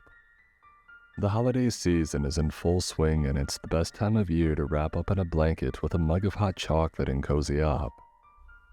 Therapy's a great way to bring yourself some comfort that never goes away, even when the seasons change. Take some time to get to know yourself and give therapy a try. It's a great way to share your feelings, and it can empower you to be the best version of yourself. If therapy has ever interested you, give BetterHelp a try. It's entirely online, designed to be convenient, flexible, and suited to your schedule. Just fill out a brief questionnaire to get matched with a licensed therapist, and switch therapists anytime for no additional charge. Find comfort this December with BetterHelp. Visit BetterHelp.com/MrCreeps today to get 10% off your first month. That's BetterHelp, HELP.com/MrCreeps. I know that another call is coming today. I don't know when and I don't know why, but it will. They have been the only constant in the chaotic maelstrom of decision and consequence that has been the last few weeks of my life. Oddly reassuring knowing that I can look forward to them, yet completely powerless to know exactly when they will occur, or more importantly, what I should do about them. Any doubt is gone, and I've seen too many things to believe it is just some trick or coincidence. I don't want to believe, but I have to now. I know that I have a responsibility to do something. I just don't know what that is most of the time. I am tired and overwhelmed, but someone has to do something, and that someone is me. I was chosen to know what will happen and given the burden of stopping it, or just bearing witness. I suppose I understand how ignorance can be bliss now. Sorry. I should elaborate and tell you what has been happening to me these last few weeks. I know that it might sound crazy, but bear with me. The first call was 2 weeks ago. I was just getting off work, and I had to take care of something that was equal parts annoying and expensive. I needed to pick up a new phone since I managed to completely break my old Galaxy by dropping it the day before. The screen shattered, of course, but worse, some damage to the internal components completely broke it, and it wouldn't boot up or do anything other than display a blank screen. As I was about to head out to purchase my new device, the seemingly dead phone sprang to life and started ringing. Not with my own ringtone, but a strange chime that I hadn't heard before, and wasn't sure if it was even in the list of pre-programmed ringtones. I was confused how it could still ring, but was momentarily relieved since I figured that it might still work after all. I couldn't really afford anything better at the moment anyway, so if I could, I would save on the expense. Putting aside the decision to keep my shattered phone a while longer or not, I answered the call. I was surprised and disturbed when before I could even say hello, a panic-stricken voice cut me off. What do you mean? I did call 911. I need help. Somebody stole our car and stabbed my boyfriend, Michael. We need help. Get a real dispatcher or something, please. He's losing so much blood. We need help now. We're near the park on, what was it? She paused, likely confirming the address. We're on 4th Ave and Beckett Street, I think. Please send help. I didn't know what I could do. I had tried to suggest they call 911, but they sounded sure that they had. I didn't know how to tell the panicked woman that I couldn't help. I finally decided on a plan and I told her, "All right, ma'am, try and stay calm. I'll try and call emergency services myself and send them there. Please try and call 911 again over there and see if it directs you correctly so that somebody can help. What can I tell them your name is?" There was a pause and the voice on the other line spoke again. It's Kendra. Kendra what? Static interrupted her response, and after a moment, the line went dead. I tried to call 911, but after the call, my dead phone had died once again and it was unable to make even an emergency call. I hoped that whoever that Kendra woman was got a hold of emergency services. I had no idea how I had gotten the call, but either way, they really needed help and I was sure not an EMT.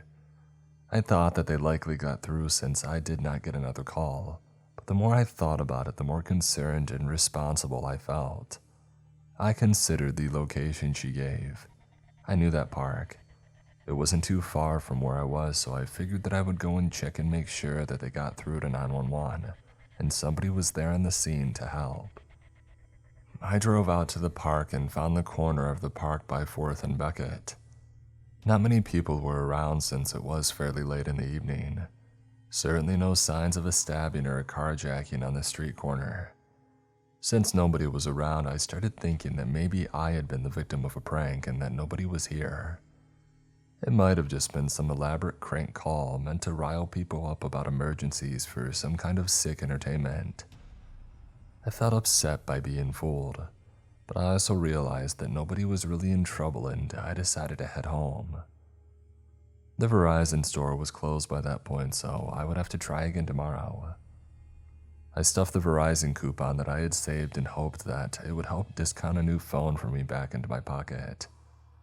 Having scribbled the address that Kendra had given me on the back of the paper, I started to feel silly for having gone out there. The next evening after work, I was planning to go buy the overpriced replacement for my phone again. As I got into my car to leave, I fumbled in my pocket for the coupon that I had received and had written the address from the prank call the day before. It wasn't there. My heart sank. It was a coupon for $100 off on a new Galaxy phone, which, considering how much they cost, wasn't a huge percentage, and I would have to finance it anyway. But still, $100 was $100. I still had a while before the store closed, so I decided to check back by the park. I thought maybe that I may have dropped it there when I had gotten out to look for the so-called crime scene. It was a dumb idea, I knew that. I figured that unless somebody was going to buy a phone, they might not have picked it up and it could still be there. I drove back to where I had been the previous night. There were more people around this time. A few joggers, some bike riders, and people walking the trail. I parked and got out of my car and started looking near where I had been standing the night before. The whole idea was stupid, but if it could save me a bit of money, then I would go for it. As expected, after fumbling around for a few minutes, I couldn't find the paper anywhere, and I started heading back to my car. I saw a young couple walking hand in hand back to the parking lot as well. They had arrived back at their car and the gentleman opened the door for his lady. I thought that the gesture was very sweet. which made the next few moments even more horrifying. As he closed the door and started to the driver's side, a figure dressed in all black jumped out of the nearby bushes and shouted at the man. I couldn't make out the words from where I was, but he was holding something, and when the gentleman reached into his pocket, the figure in black lunged forward and attacked. He seemed to stab the gentleman several times, and I heard a scream from the woman who had just emerged from their car. She was still screaming and rushed towards the fallen man, and I thought that I had heard her shout, "Michael, no!" I stood there frozen and unable to act. I knew that I should help, but I was paralyzed by the sudden brutality and horror of the situation. Before I could move, the man in black peeled out of the parking lot in the couple's car. They remained where they were. Her screaming continued and she held onto him. The sound had finally snapped me out of my confused and terrified daze, and I raced over to try and help. As soon as I had approached, the woman looked up at me. Her hands were covered in the man's blood and she begged for help. "Help! Call 911, he's been stabbed. My Michael has been stabbed." I fell back in confused shock. The voice was familiar and the name was too. That was the woman from the phone call yesterday. It sounded exactly like her. There was no mistaking it.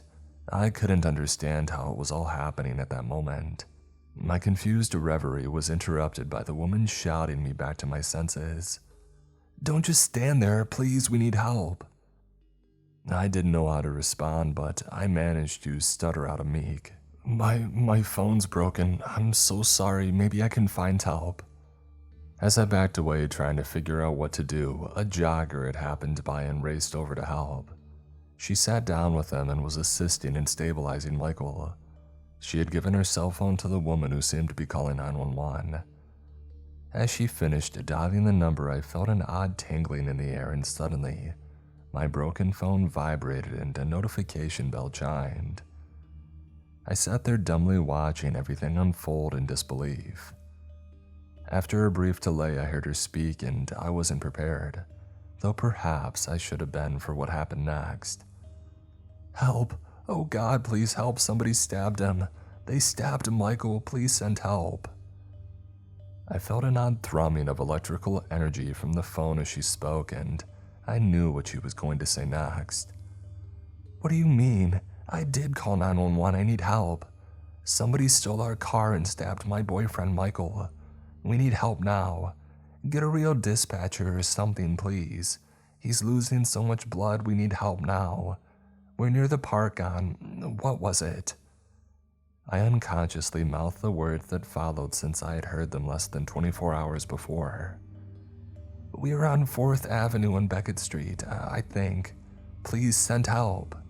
Another brief pause and then she would say her name. The buzzing and thrumming from the phone stopped moments after she had said her name. "It's Kendra Wallace. Hello, is anybody there? Please send somebody who's going to bleed to death. Please." She continued screaming into the phone and then went back to Michael's prone form while the jogger who had come to help attempted to call emergency services again. It sounded like she had gotten through and was giving the location to someone on the phone. When an ambulance arrived, I left the scene. I couldn't handle the insanity of what I had just experienced. How in the hell did I get a phone call about all of the things that had happened that night the day before?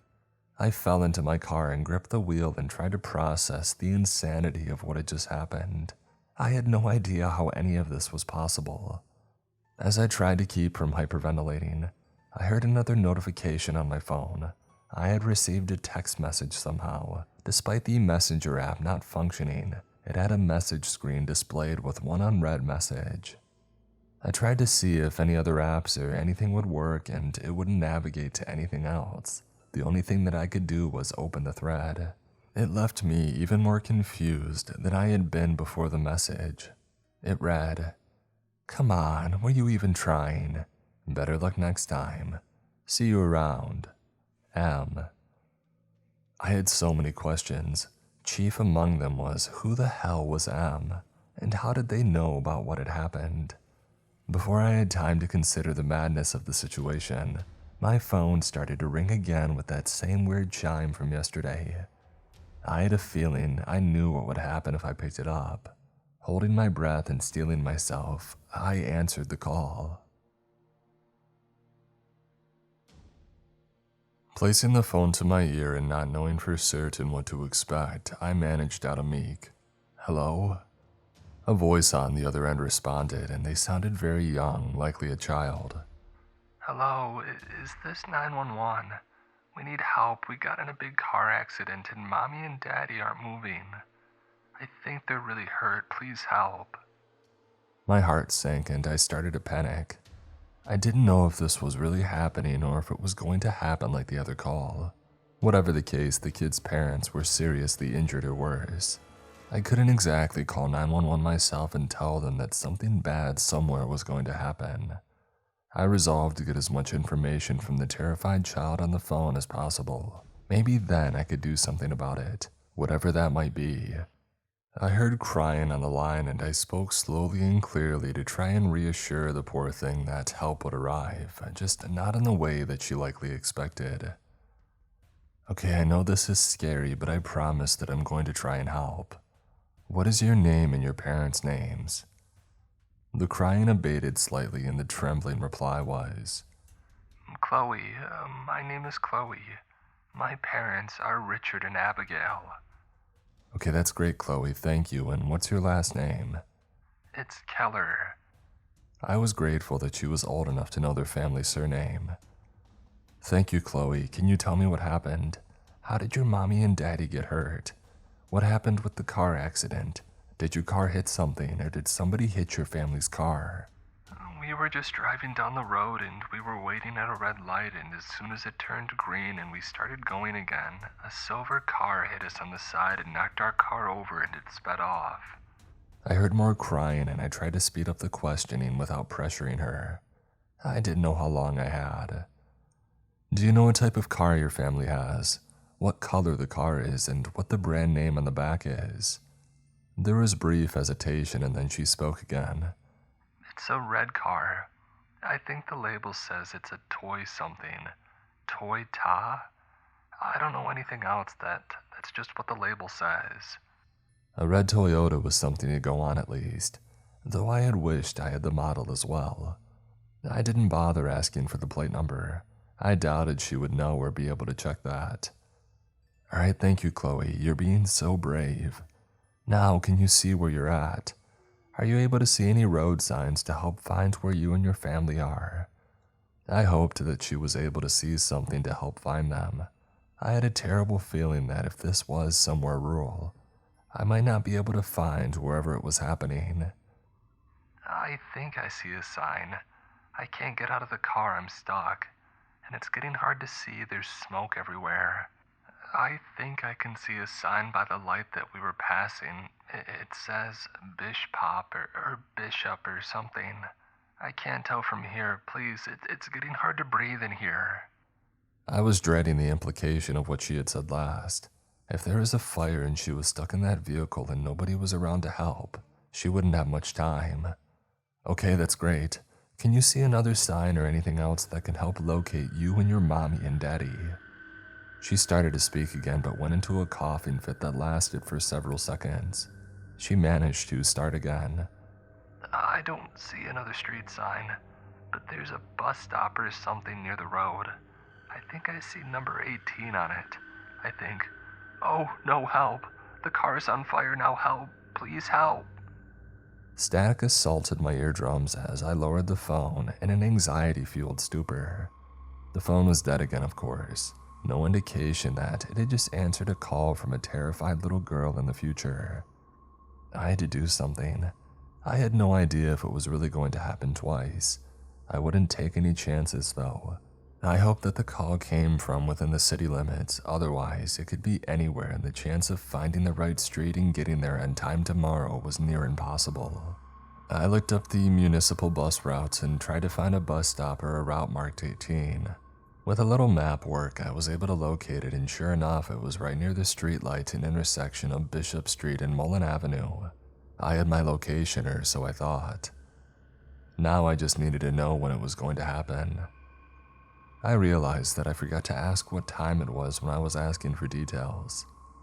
I checked the phone just in case it had a timestamp from the call, but it wouldn't display anything. My hunch was that since the call yesterday came later in the evening and the actual event occurred at a similar time of night, that the emergencies that corresponded to the calls occurred at the same time, just on the subsequent day. I didn't want to risk it in case I was wrong, and so I resolved to take the next day off of work and get to that intersection and go on a stakeout and wait. I got there at around 6 in the morning and I parked on the curb near the bus stop but not blocking it. It was going to be a long day, but I tried to remain alert and vigilant. As I had expected, nothing happened in the morning or the afternoon. I was about to conclude my theory is correct and expect the accident to occur near 10 o'clock in the evening based on the time of the previous call. It was 4:42 in the afternoon and I was about to step out of the car to find a nearby restroom, since I had been sitting there for so long. Suddenly, the phone sprang to life with that eerie chime. I looked at the road frantically for a red Toyota. The phone kept ringing and I realized it might not be related to this instance. It might be a different emergency call. I answered and I heard a new desperate voice begging for help. Hello, 911. My name is Stacy Thompson. I am at the rest stop on exit 112 and we need ambulance and police here right now. A woman has been assaulted and she's in bad shape. I think that she's still alive, but I don't know. Please send someone. It was another one and I had to get more information. Alright, Miss Thomas, did you see anything happen or did you just find this woman? I was driving on the interstate and I stopped to use the restroom. When I got to the woman's room, there was an out-of-order sign in front, but I heard a cry for help and found a woman who was battered and barely conscious inside. I don't know what happened, but we need help here now. I considered how I could ask for more details without sounding strange and upsetting the woman on the phone. Alright, I promise that help will arrive. Would you please tell me if the woman has an ID on her to identify? Also, if she has any keys on her, would you be able to tell what kind of car she is parked there, if it is still there? There was an audible hesitation and I figured she was considering the odd question. Isn't that something the police can do when they get here? We need help now. She's barely holding on. This is a medical emergency as well. Can't the police investigate? It was a fair question and I could tell that she was getting impatient. And so I was considering how to rephrase it to emphasize the importance of the detail when, to my shock and horror, I heard the audible static that signaled the end of the divining phone call. Hello, are you still there? 5 more seconds of loud static and the phone was dead. I wrote down all the details that I had for that call they would have to do. I figured at least I had a location and a general time, though the call was after it had happened, so I would have to get there early enough to try and stop it. I wrote down my game plan for tomorrow in my notebook. After my deliberation, I noticed that it was starting to get dark outside, and I had to focus on the accident that was going to happen that day. One emergency at a time, I figured. It was getting closer to 10 and I was on high alert. I still didn't know what I was going to do to stop the accident. When it was just a few minutes before 10, I got out of my car and walked up to the light. I was just going to have to get their attention when I saw them and hopefully stop them from crossing at the fateful moment. Sure enough, just a few minutes after 10, a red Toyota Corolla was heading towards the light and came to a stop. I looked in and saw a man driving the car with a woman in the passenger seat and a child in the back seat. I tried to flag them down, but they may have thought that I was a panhandler and the father ignored my attempts at getting their attention. My heart was racing, the light was about to change to green and I knew in my gut that it was going to happen. I decided to do something crazy and I leaped into the road, directly blocking the car from going any further. The father scowled and started honking the horn at me, and the mother had a concerned, almost a pitying look on her face. I realized that I probably looked crazy to them, but I had to try and stop them from going at just that moment. I looked behind me and the light turned green. Nothing happened, and when I didn't see a speeding car immediately, I started to doubt myself. The father looked angry now and was unbuckling his seatbelt, probably to get out and throw me off of the road. He never got the chance. I felt the air pressure and the wind blast from a speeding car behind me, and a loud crash and a strangled scream rang out. I looked behind and a silver sedan was speeding away from the intersection, trailing blood in its wake. I didn't know what it was, but something seemed familiar about that car. I realized in sudden horror that I had seen it before. It was the young couple's car from the night before. It had been stolen and the carjacker was still in possession of it. Before I could make sense of the horrible connection, I realized that despite saving the family in the car, somebody else had not been so lucky. A cyclist had been crossing the road at the same time and was apparently struck by the speeding car instead of the family. I was stunned by the damage that had been done.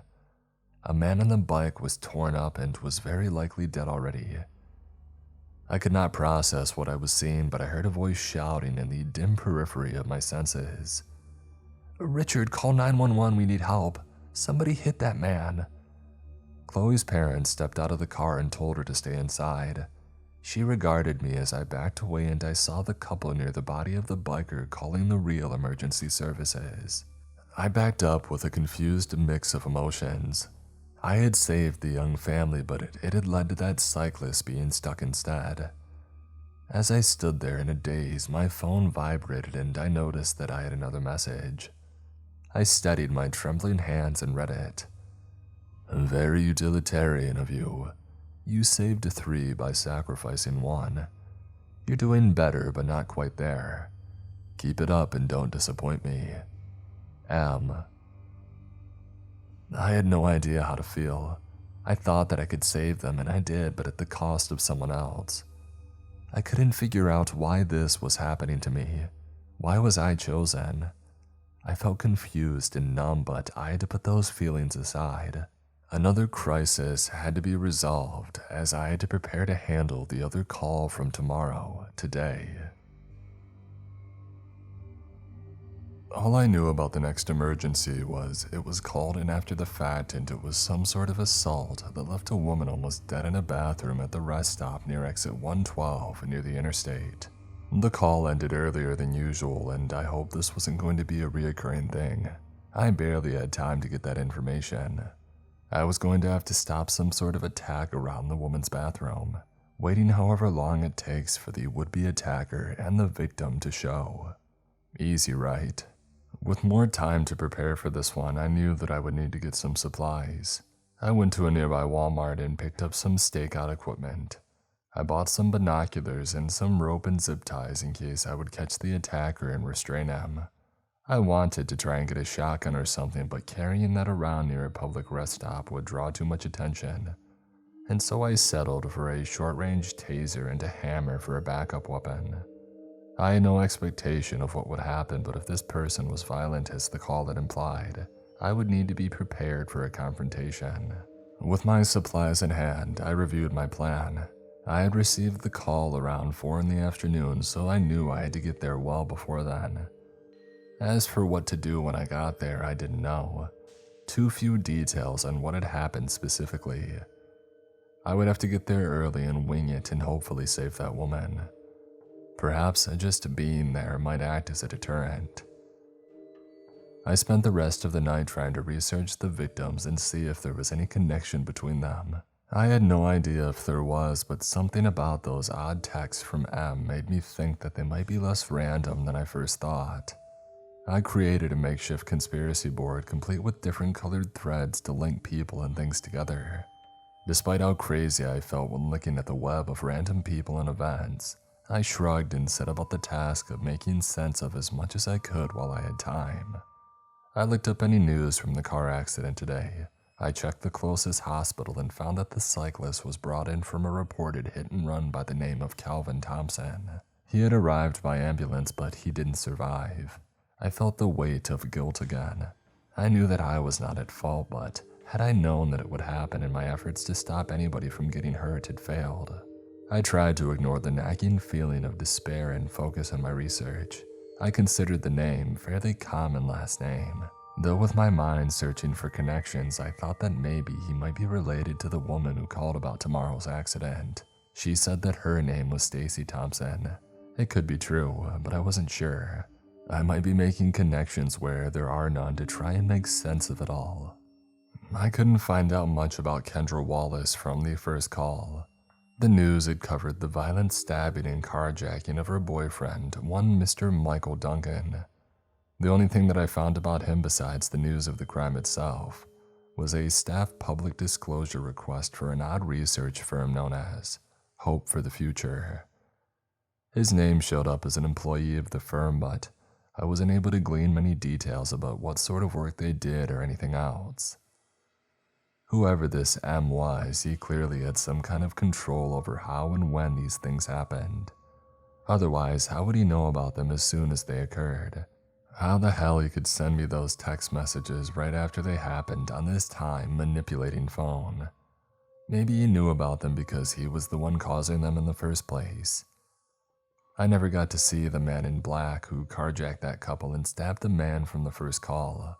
He could still be driving the car that he stole, the same car that he was driving when he had killed that cyclist in place of the family. I considered that he may even be parked at the rest stop tomorrow somewhere, waiting for another victim to come by. Based on the taunting messages, he would also be waiting for me and whatever it was he expected me to do. It seemed like it was some sick game and he was using some impossible time manipulation skill to predict the future as a means of messing with or testing people. Those messages he sends, they all read like this is some sort of test that he's giving me, and then I have to meet some expected outcome that only he knows about. I felt like I was walking into a trap or some unwinnable situation, yet I knew if I did nothing, then the tragedies would really happen. I slept poorly that night and had dreams of failing to rescue the people who had called for help. I saw the faces of the people that I had already failed, the men who had died already because I couldn't find a way to save them. I ended up oversleeping and it was nearly 10 in the morning. I had to get going. I had no idea how long the woman was stuck in there before she was discovered. I grabbed my bag of supplies and started on my way to the highway and then to the rest stop by exit 112. I arrived early in the morning and parked near the men's restroom. I was close enough to the woman's to scout any movement in or out of it with my binoculars. Despite my good intentions, I knew how it might look, so I also picked up a newspaper as well. Not to read it, but more as a cover in case somebody looked too closely and saw me sitting in a car with binoculars trained on the woman's restroom. I didn't want to attract notice and throw the whole plan off. I had no idea what might happen if I scared the attacker away by some incidental force. Maybe he would attack someone else. Maybe it would even be worse than just one person. I didn't know, but I would not risk it. A few hours passed and it was noon already. The rest stop wasn't very busy and a few cars actually stopped in the hours that I had been waiting. I figured that was a good thing since it would be easier to notice anything amiss. I kept my broken phone close at hand in case I received another emergency call while waiting like before. At around 3 o'clock, I saw a white sedan drive up and park. A well-dressed and fairly attractive woman got out and went in by herself. I was on high alert as I knew it was within an hour of the call's time. My paranoia was vindicated when a moment later, I looked and saw a tall figure dressed in dark clothes sneaking quickly to the entrance. He put down a sign that said, "Out of order," and appeared to enter the restroom. I nearly tripped over my own feet scrambling to get out of the car and gather up my gear. I had the taser in hand and the hammer in my pocket. I rushed to the restroom and didn't hear anything inside yet. I knew that I didn't have time to think it over and I rushed headlong through the door. I looked left and right and didn't see the figure in black anywhere. As I stood there in confusion, I saw a stall door open and a woman step out. Leaving her stall and seeing me standing there holding a taser looking all around the woman's restroom, she very quickly let loose an understandable scream. I realized immediately how it looked and I held up my hands and offered a prompt. Sorry. I'm so sorry. I thought that somebody came in here and I was trying to stop them myself. I promise that I'm not here for you, or rather not here to do anything bad at least. I was cut off from my apologetic rambling by a stiff shot to the back of my head. My eyes darkened, but I managed to retain consciousness as I fumbled on the ground, dropping the taser and hearing it slide away from me where I lay prone on the floor. The woman screamed again and I heard heavy footsteps and looked up to see a large man blocking the exit. I thought that I heard an amused chuckle as he kicked me in the ribs so hard I thought that I would vomit them up. As I writhed on the ground, he took a step toward the woman and she fell back trying to retain her composure, but clearly confused and terrified of what she was seeing. I saw the feet of my attacker walk past me. He didn't speak, but I knew what would happen if I didn't do anything. As he stomped forward and menacingly toward the woman, I mustered up enough strength to grab the hammer from my pocket, push myself up enough to the crouched position and swing hard for his legs. I was rewarded with a satisfying crack and I made contact with his ankle and I hoped that I had broken it. There was a muffled cry of pain that almost sounded like a scream being put through a static filter and run at half speed. The man in black crumpled to the floor to join me. The woman looked like she was going to try and intercede on my behalf, but the man produced a large knife and when I saw the gleam of the blade, I shouted to her too. "Run!" She used the opportunity and leaped over us and out of there. I heard frantic cries for 911 outside and then distressed screaming about how they were not answering. She was clearly trying to call for help but was unable to get a call out. I saw the man turn to face me and he wore a black face mask as well as clothes. The mask was disturbing. It had no features, just a plain blank face mask, but it seemed to have a weird sort of ambient static charge, like it could send out a jolt at any moment, and the weird buzzing sound when he spoke made it more unsettling. I couldn't see any of his real features underneath, but I heard an angry and pained grunt as he raised the knife that he had and came after me. I threw myself back at the wall, avoiding a stab directed at my heart. I had to disarm him, so I swung the hammer at his hand, and I managed to knock the blade free. In my moment of tactical satisfaction, I didn't see his other hand balled into a fist, and he smashed me across the face with a brutal hook that left my ears ringing. I felt blood coming out of my nose and he struck me several more times in the face. I tried to cover up and he stomped my prone form. Strange static filled my head and he bent down over me and he proceeded to throttle me. I thought that I was going to die, but I heard another strange grunt of amusement, and he suddenly stood up, somehow on his broken foot, and laughed. Before he was gone, he turned back and spoke in a manner that I could actually understand, despite the odd static. "Are you going to check your messages? It's for you." I gasped for breath and didn't know how I was still alive or why he left, but then I saw the phone had a missed notification. It read, "Play stupid games, win stupid prizes. You saved an innocent stranger from a beating and you took one yourself. Admirable and stupid. Shouldn't say too much, but consider who you're really saving and why. I have to go now. You should really answer your phone. Somebody's calling and it's rude not to pick up. M." I sat alone on the restroom floor, bloodied and confused as the message vanished and the phone began to ring. I wiped the blood from my nose and I answered the call. I held the phone up to my head with the arm that was not as injured and heard a panicked voice call out on the line. "Help, there's a fire here and we're stuck in the building." A brief coughing fit interrupted the caller, no doubt due to smoke inhalation. I could hear an inferno in the background and they continued. "My name is Kylie Burke and I'm a secretary at the Hope for the Future Research Center on 311 Lang Street. We don't know what happened, but a fire broke out and somebody blocked the exits. We're stuck in here. We tried breaking the doors down, but we can't. And it's getting hot to the touch. Help us. We're going to die unless you send the fire department now. Please help." I wasn't sure how I was going to stop a fire, but I would have to do something to prevent it in the first place. It sounded like details were few and I was trying to think of what else to ask, to see if any more information could be gleaned when I heard the static and the panicked, "Help us, please." A loud crash signaled the end of the call and the line was dead again. I had to find that building and do something to stop that fire. I didn't know how many people were in that building besides Kylie, but it could be dozens or even hundreds, and they were likely all stuck and would be burned alive. My mind raced. Lots of things could start a fire, but I considered the blocked doors and these situations stank of some malicious influence. It might even be the same person who's been committing all of the other future crimes. So far, he has been at every event, and my gut convinced me that he would be there and would likely be the one starting the fire. I pocketed my phone and tried to rise, but my whole body ached from being beaten almost lifeless. The shock and adrenaline of the fight and answering another call was starting to subside, and I was finally feeling just how injured I really was. As I tried to stand up, I fell back down with a shock that made my body writhe in pain. Just then, the woman that I had saved from the attack earlier came back in and tried to help me. Her initial concern must have abated when she saw me try and defend her, though she still had a somewhat doubtful look on her face when dealing with me. She did seem to want to help now and said, "I'm sorry, I can't get a hold of anyone.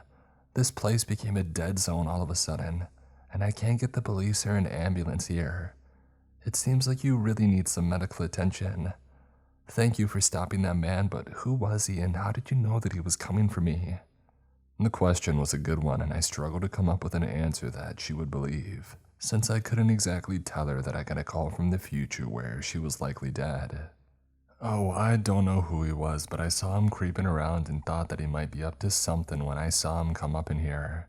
I'm sorry for scaring you earlier." I introduced myself and she did the same. I learned her name was Bianca Sinclair and she was a researcher at the Hope for the Future. That name was cropping up a lot.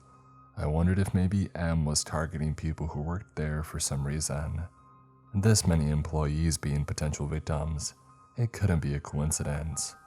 I remembered what M said about how I should consider who you're really saving and why. I needed to get more information about what these people were doing and why they might be targeted. We moved out of the restroom and to a bench where we could await some help. The whole rest stop seemed to have no traffic today, so nobody else came through to assist. The emergency line was still out and Bianca was unable to call out to any other lines. We had been waiting so long that it had been almost an hour and we finally flagged somebody else down. As soon as the woman approached us and she spoke, I recognized the voice as the one from the call and I knew that I had met Stacy Thompson. After introducing ourselves, Stacy had offered to go get help for us, but I did not have time to spend at the hospital despite my injuries, so I declined. I did ask her why she was heading into town and apparently she had been coming this way to visit her family. It turned out that her brother had just been killed and she was going to be with her family to mourn his loss. I realized my hunch was likely confirmed, but just to make sure I asked what his name was, and when she told me, I felt a wave of realization and despair. His name was Kelvin Thompson and he had been struck by a car and killed while cycling at night yesterday. As I was mulling in my own sense of sadness and defeat at the memory of how my actions had inadvertently led to his death, Bianca perked up at the mention of the name. "Kelvin Thompson?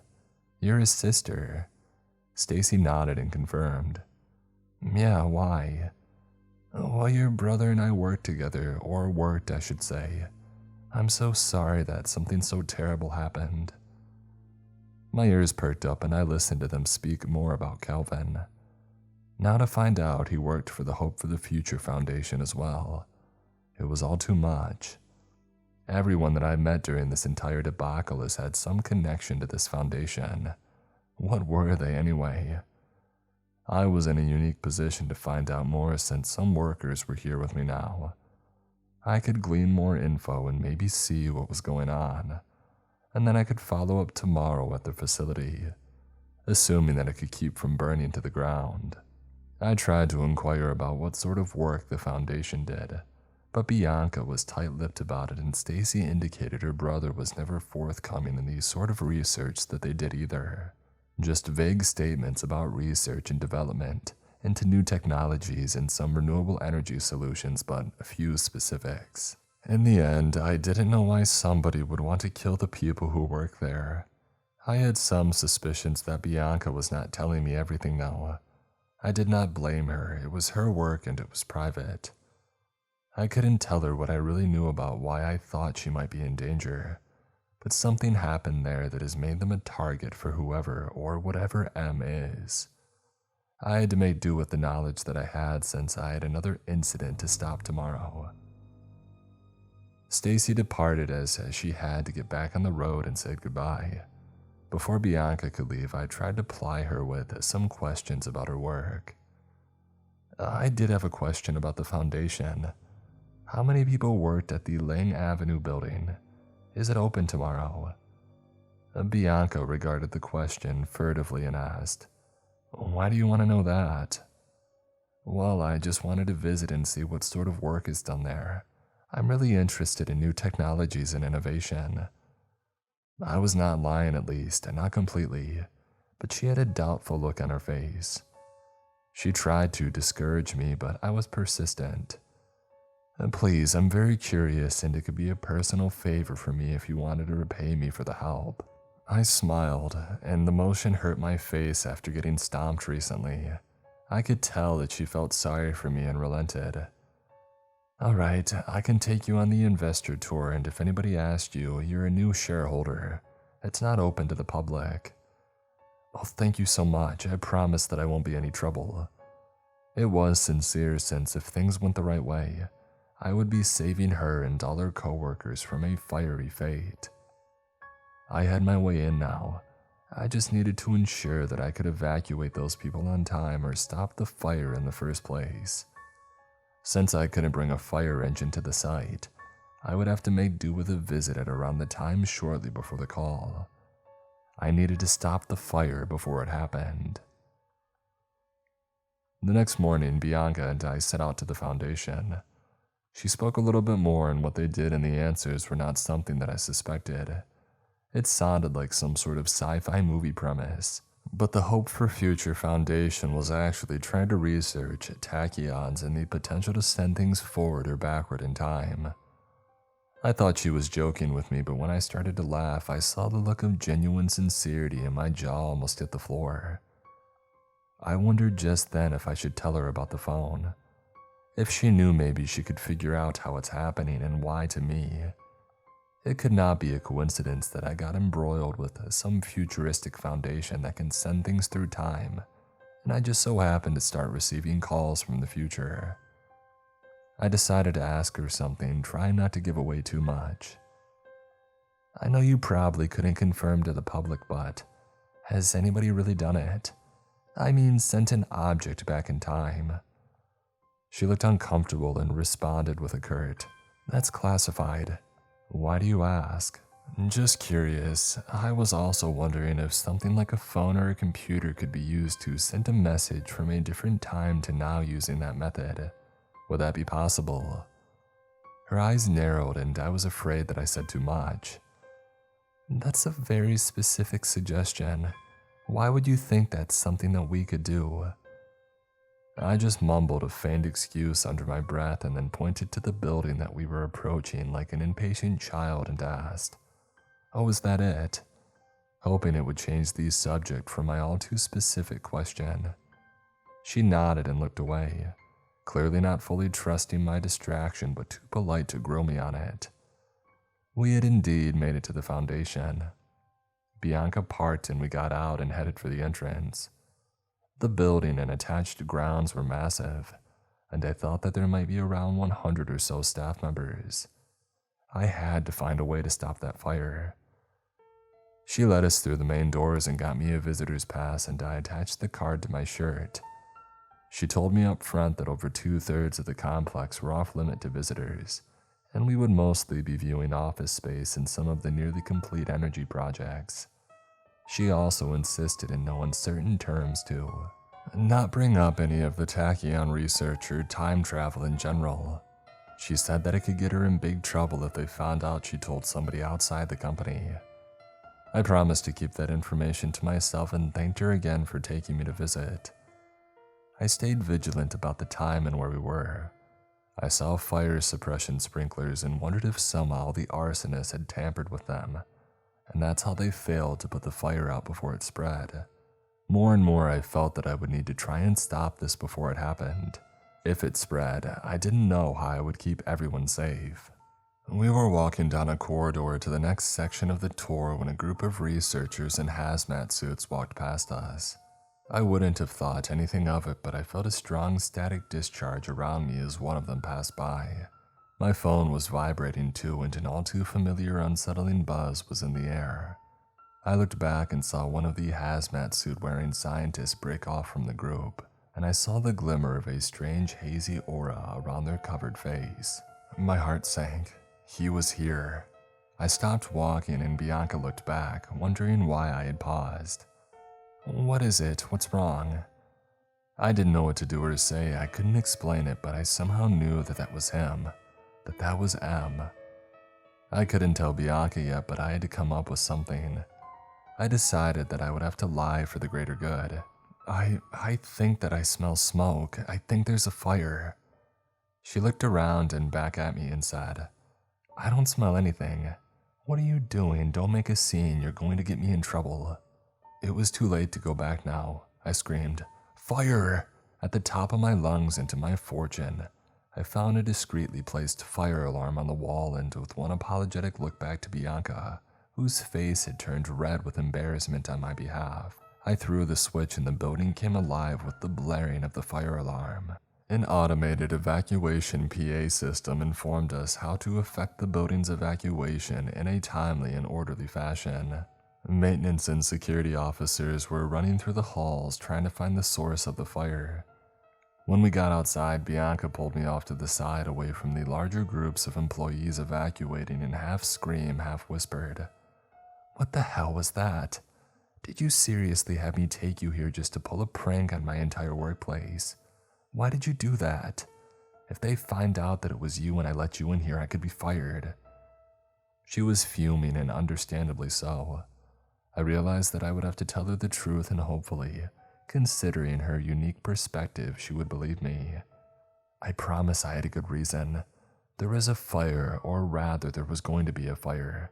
I know because I received an emergency phone call from the office's secretary, Kylie Burke, about a huge fire breaking out and the staff being locked inside somehow.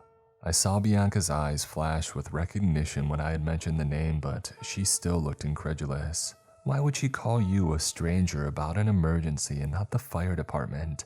And also, there's clearly no fire here now, so how and why would anybody think that there was?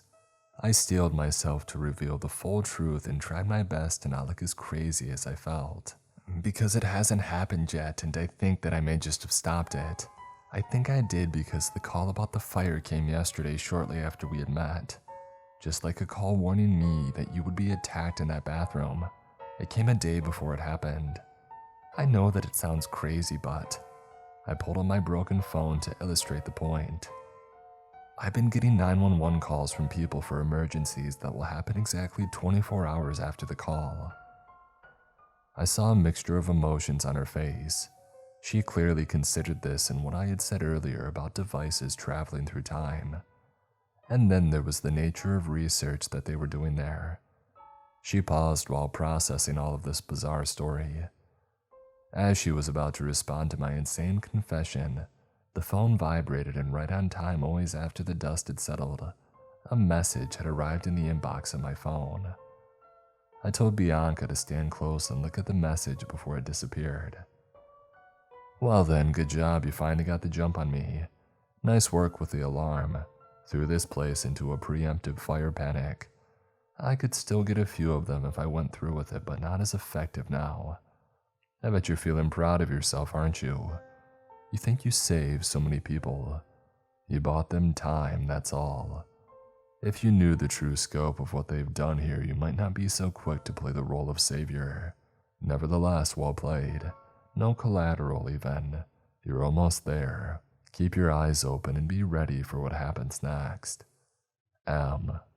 I felt anxiety bubbling at the threat of what happens next, but I looked at Bianca, who was scrutinizing the message, and then watched in confusion as the message vanished shortly afterward, leaving no trace and no UI on screen to even attempt to look for it again.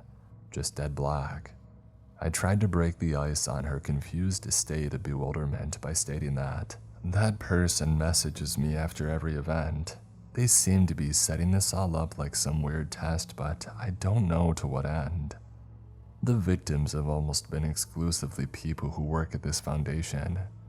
Do you have any idea who might be targeting researchers here at your work?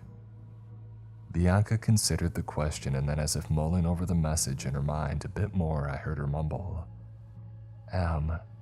No, it couldn't be. She turned back to me and flatly stated, We need to talk.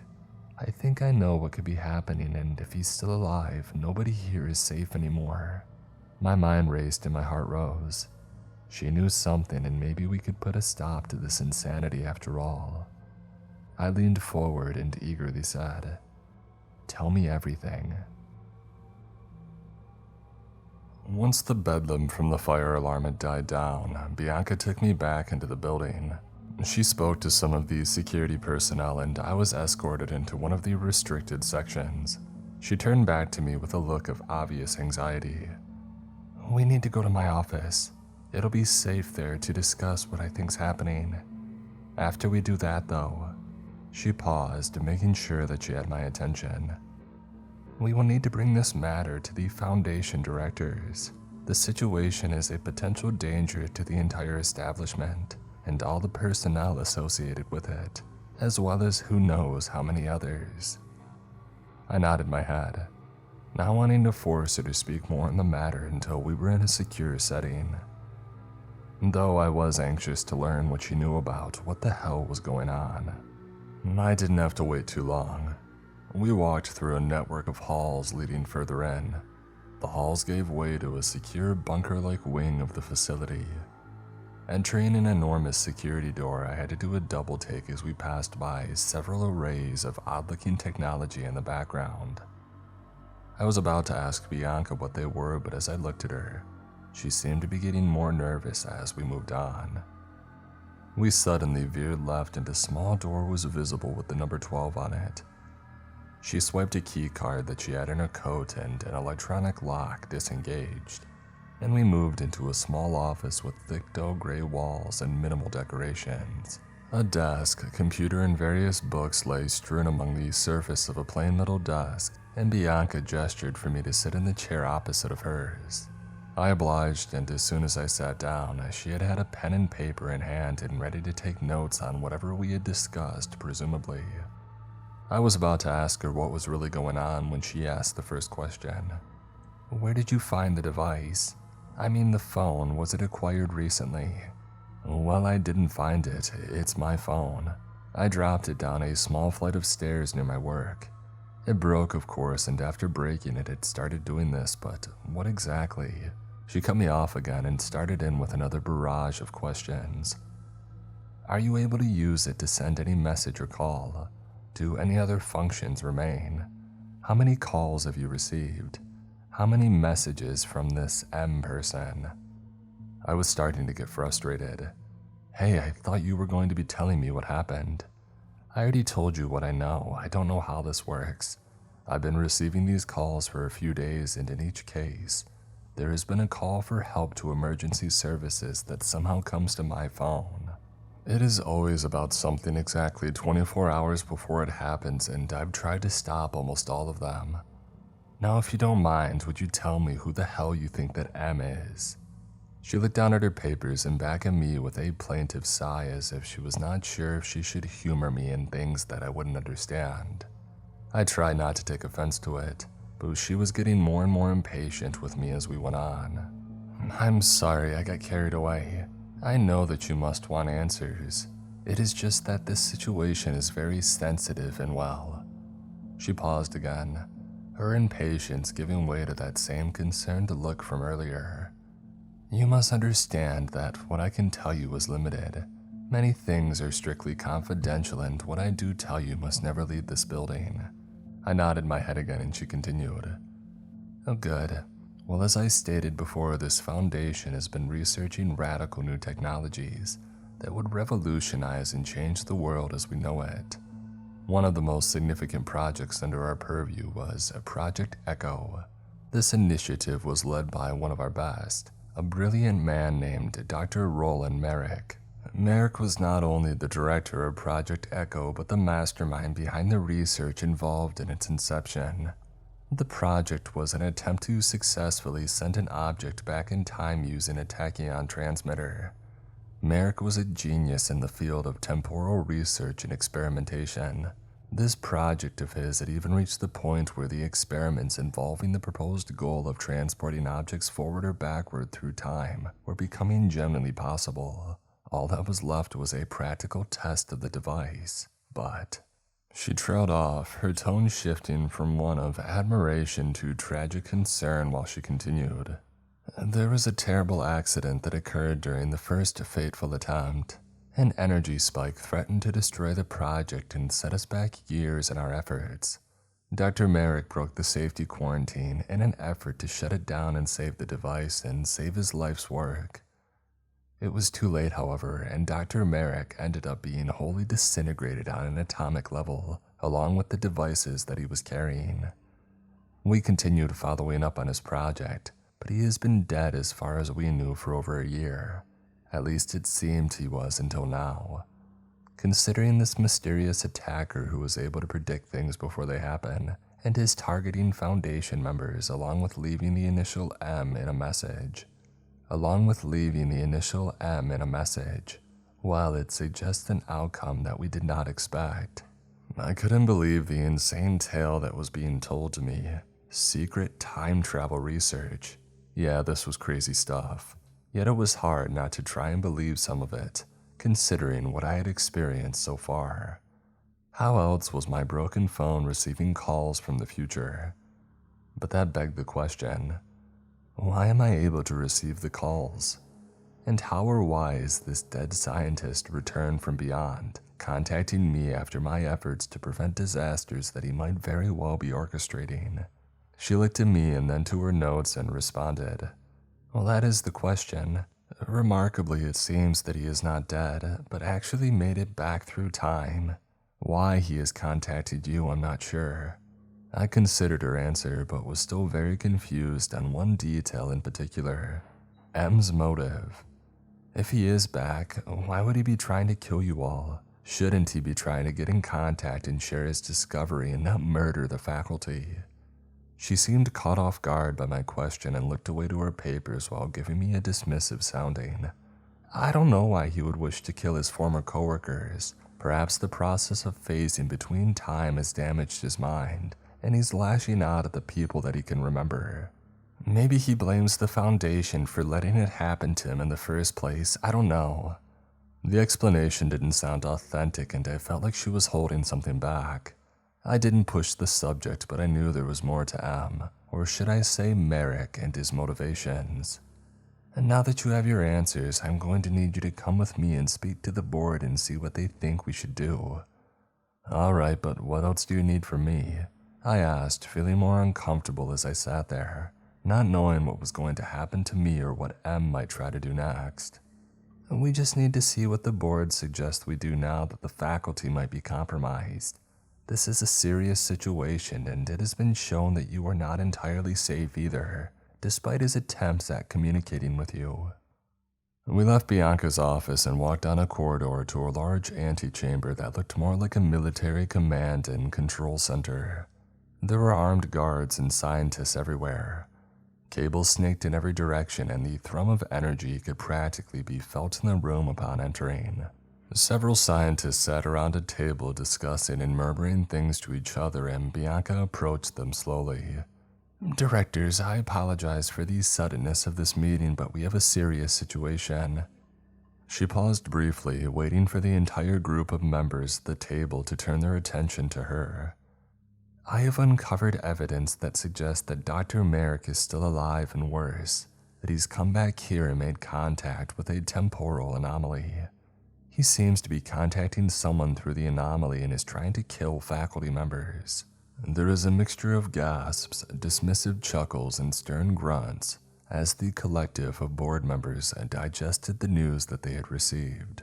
A tall man sitting at the head of the table held up a hand and the rest of them quieted down.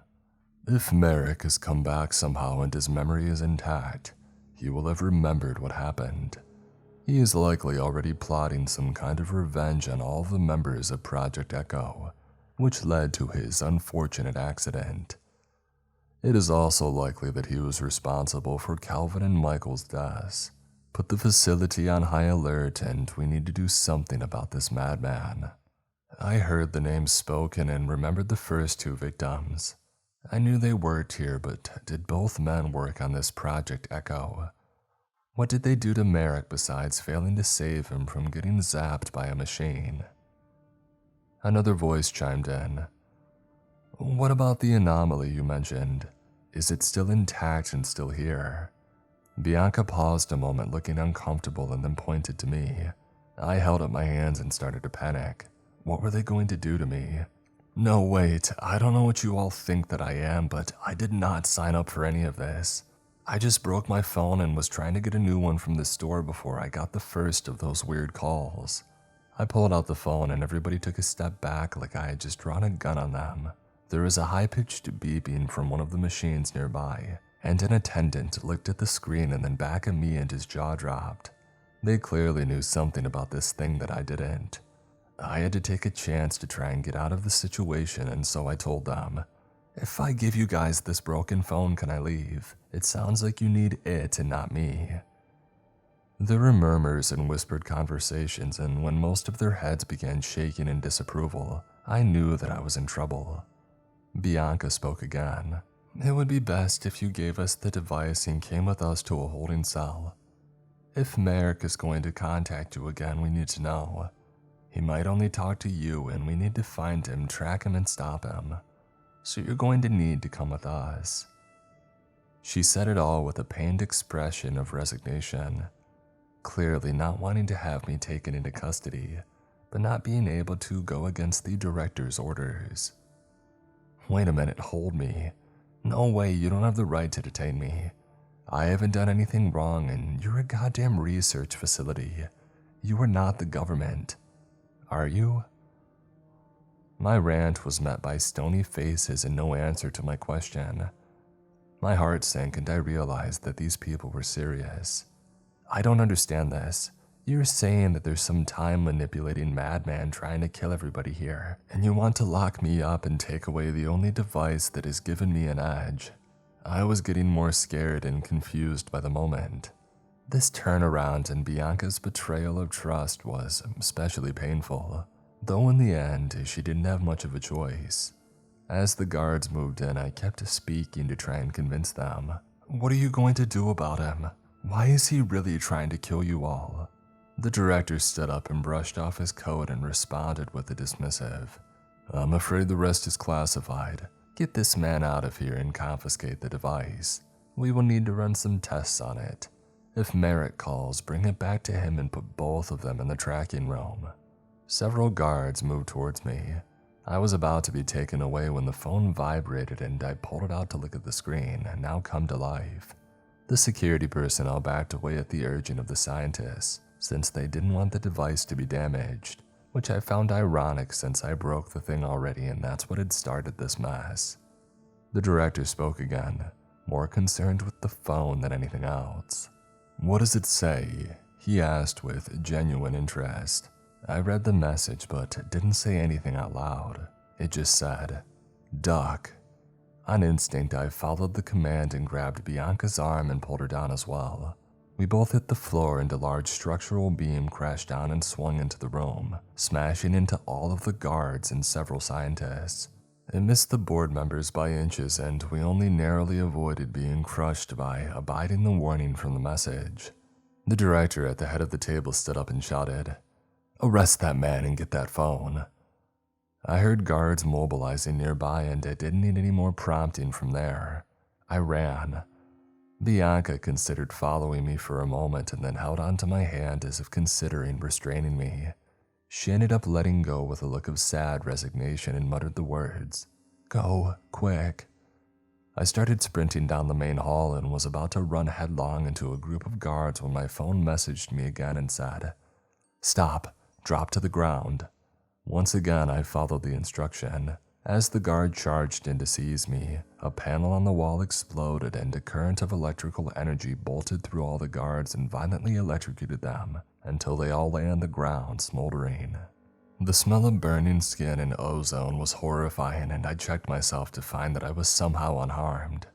I managed to get away down a random technical corridor. I couldn't see anything but they were closing in by the sounds of footsteps. I ducked into a supply room to hide. As I huddled in the corner, I couldn't believe it when my phone started ringing again. It was a bad time for a call, but I answered it all the same. It sounded distorted and I could barely hear through all the static. "Hello, 911. I would like to report an emergency." I got out my notepad and got ready, but I heard another static burst. Did you want to know? Come again. Did I want to know what? What happened? Is somebody injured? The voice continued, and an awful static squelch almost deafened me. Just kidding. You really are the real deal, running for your life but still takes a call to try and help someone. Anyway, did you want to know what really happened? The voice altered again, and I realized that it was most likely M that I was speaking with. I'm just calling to say it's not 24 hours this time. These people are going to die. My wife and children, myself, we all die due to their negligence. If you do exactly what I tell you, you can hear the other side of the story, and then you will have to decide if they're worth saving. You have no idea what they've done, or worse, what they will do. The emergency this time is that the Hope for the Future main research building has a device that contains such a prestigious amount of energy that, if overloaded, could obliterate this facility into surrounding 4 to 5 miles. It is going to explode, and there's nothing that those murdering, brainwashing, immoral maniacs can do about it this time. I will get you out of there, and you will have 3 options. Use the next hour to get as far away as possible and save yourself, which I doubt you'll pick. I heard a static-laden chuckle that hurt my ear. Second option, you can meet me at the observation tower outside Building 2. There I can tell you the real truth of what happened, and you can decide what you will do on their behalf. Third option, you can listen to their lies, try and stop me and fail. Or worse, go willingly into their custody and they can proceed to disavow knowledge that you were ever here, while they experiment on you and you find some horrible way to die in their custody, not knowing why you ever tried to save them. I know that you'll make the right choice. I have faith. Do you? Before I could say a word in response, the line went dead and I was left with an impossible task. I had to stop him from killing all these people. Despite their attempts at abducting me, they did not deserve to die in a fiery explosion, especially not Bianca. Though I did not exactly trust them either, and Ahmed said something about them killing his family and others. There were enough serious accusations and evidence to give me pause in trusting either the Foundation or M. Though I could not help but consider, what did he know? I had to make a decision one way or the other. Time was running out.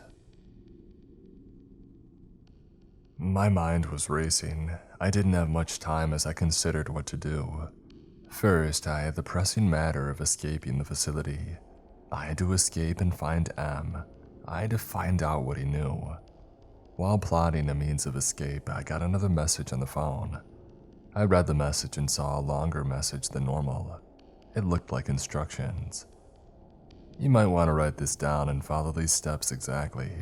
Write fast since the message won't stay on the phone very long. Open the door in exactly 1 minute and 52 seconds after the message is gone. Turn right and go towards the maintenance closet. There will be a tunnel connecting it to the main access concourse. Ignore the steam and any exploding pipes. That's just some cover for you. Don't take too long since if it dissipates, a group of about a dozen guards will see you and likely catch you if you're not fast enough. Keep heading down the main path and take a left to find an employee locker room. There is a hazmat suit that will help disguise you and security credentials in case anybody asks. Head to the main bulkhead and place the phone on the power junction and wait for the door to open. There might be a hissing sound, that's normal. Head out the main door and move along the northeast road to get to the path to Building 2.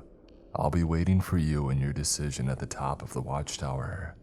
I finished writing down the instructions just as the message had vanished. I looked at my hastily scrawled copy and remembered that I needed to start counting. I didn't have a stopwatch and obviously my phone wouldn't work, so I counted and hoped that I would get it right. At the moment I reached 1 minute and 52 seconds, I threw the door open and ran. I moved per the instructions that I had tried to commit to memory in the brief time that I had. I was moving as quickly as I figured I was supposed to be moving, and I reached the main access path. I almost fell back and suppressed a gasp of surprise as several armed guards were visible on the other side of the path. Something was wrong. There was supposed to be some sort of steam cover. I tried to carefully step back around the corner, but I heard a voice yell out to, "Stop." I was about to run back the way that I had come from when that same voice turned into a scream as I saw several pipes around the guard's head explode in unison. He was enveloped in scalding steam that burned him so severely that he fell down into an agony-induced sort of coma. I had no idea if he was alive, but I didn't have time to check. The other guards had heard his shouted warning and were on high alert. I took the opportunity to flee down the corridor. Sure enough, when I had reached the locker room, it was empty of personnel and a single hazmat suit was draped over a bench near the back corner. I put it on as quickly as I could and pocketed the key card that was with it as well. I found the main bulkhead door and placed the phone near the power junction, and the hissing sound was almost immediate. I did not like the sequence of other sounds that began to carry through the machinery, but I had no time to worry about it, and so I moved on. I hustled toward the main exit and guards were still moving about, but nobody seemed to question me as I moved out. When I had almost exited the building, I looked back and felt a pang of guilt. I had to know what was really going on, but could I really endanger all these people? I didn't know what M was really capable of, but I thought that maybe I should at least warn someone. I decided to approach the front desk and speak to the receptionist on my way out. She looked confused as I approached, no doubt wondering what a high-level scientist, at least according to my fake credentials, was asking her. Yes, can I help you, sir? I recognized the voice immediately. It was Kylie Burke, the same woman who I had received the emergency call from about the fire that I had prevented. Yes, ma'am, I need you to deliver a message to Dr. Bianca Sinclair. I wrote a quick message in my notes telling her about the danger to the facility and that they should evacuate and get everybody out of there as soon as possible. I folded the note and gave it to Kylie Burke and asked her to deliver it immediately. She looked confused, but I didn't have time to explain, and so I shouted, "Now, that's an order." And she took the paper and left with a scared and apologetic look. I felt bad for yelling at her, but unfortunately, it had become a matter of life and death and time was not on our side. I needed enough time to get out of there without a commotion, so I couldn't tell her directly of the threat. I hoped by the time that Bianca read the note or Miss Burke did, they would know about the threat and hopefully start getting people out of the building in time, before whatever M had planned occurred and the whole place was blown away. I rushed out of the building and toward the path leading to the watchtower. I could see it in the distance, beckoning me to my fate and whatever answers that M had in store for me. I reached the base of the tower and I heard alarms sounding in the distance back at the main building. I hoped that those were evacuation sirens. I started ascending the tower and I felt a familiar thrumming of energy and a static charge that made my teeth hurt. It felt like I was moving the wrong direction in snapshots that are arranged out of sequence. I knew that meant that he was close. Reaching the top of the tower, I saw him with his back turned, looking down at the facility's grounds. "There you are, my friend. I knew that you would make it. A little bit late, but that's okay. I think I owe you an apology. I'm sorry I had to know. I had to know that you would make the right decision. You were a variable, but I had faith that you would do the right thing. Isn't that what you're here to do now, the right thing?" M turned to face me and the black hood was down and I looked at the face of the man at least where a normal face should have been. What I saw in place of a face was a kaleidoscope of unnatural colors and hues, not natural to this plane of existence, and it made my eyes hurt. The wrongness of his entire being was palpable. He did not exist in this place or time, yet here he was, an impossibility made possible. I had no idea what to do or say. My mind had gone blank. I managed to think back to the one question that I had been asking myself this entire time. Why me? Why was I the one you contacted? He gave a chuckle which was partly phased out by some unseen force and rendered half of it silent. He spoke once his voice had returned. "Right place, right time, I suppose. That phone was on me when I was atomized. Somehow it came back as well, but it became unstable and I could not hold on to it anymore. When I woke up from the blast, I tried to call 911 and get emergency services down to the building, but that was when I realized I couldn't. I had been blasted out of time and reappeared in this unstable form. He held out his arms and I saw the odd array of impossible glimmers of half-reality radiating off of him. He continued, "The phone reached someone or something, but as it did, it became more unstable. It started reacting to the temporal energy that I was surrounded by, so I had to get rid of it. It was too dangerous to just leave with anybody, so I took a chance. When I saw you drop your phone down that flight of stairs, I used that moment to switch phones with you." M pulled out a phone that looked just like the one that I had been carrying, but after he threw it to me and I booted it up, I realized it was my original phone. I had been carrying his phone this whole time, and this device had apparently traveled through time. He watched my confusion and made an approximation of laughter again and continued, "So not really a specific reason, though I will say that you did not disappoint. As soon as you knew what was happening, you did your best to stop all the death that you could. That is an admirable quality, which is why I trusted that you will continue to try and stop the things yet to come. This foundation, hope for a future, it has a rot that will lead it and the rest of the world into damnation. I know, I've seen it, both the way it begins and ends." He took a step forward and held out a hand, gesturing to the building below and the entire foundation grounds. "We had good intentions to start if we were able to utilize this technology to tap unharvested resources out of time. We could have a potentially endless supply of energy. That was the plan, at least until the intentions of the board had changed. Due to the machinations of the warmongers, the scientists that worked with defense contractors and only saw the way this could be adapted to military use, the scope of their plan for my research was shifted." He seemed to trail off and looked off into the sky above. I was about to ask him to continue when he spoke again. "I saw the thing that they will do, if left to their own devices. I have seen what they will enact with my life's work if they're allowed to. They wanted to try and transport living being through time. I explained the potential harm in sending a living being backwards or forwards in time. Do you know what they end up doing?" He spun around and began raving.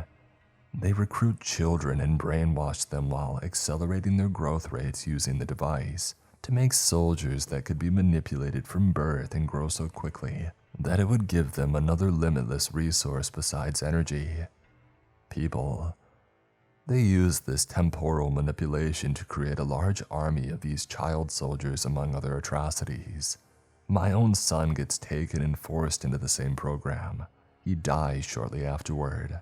My wife tries to put a stop to the foundation, but she is silenced as well."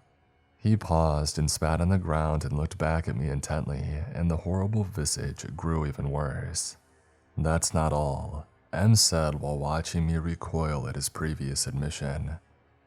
"There are plans to evolve further if they're successful. The future becomes a dystopia where the Foundation controls nearly all the levers of power and essentially becomes the main force behind the government and the nation's military.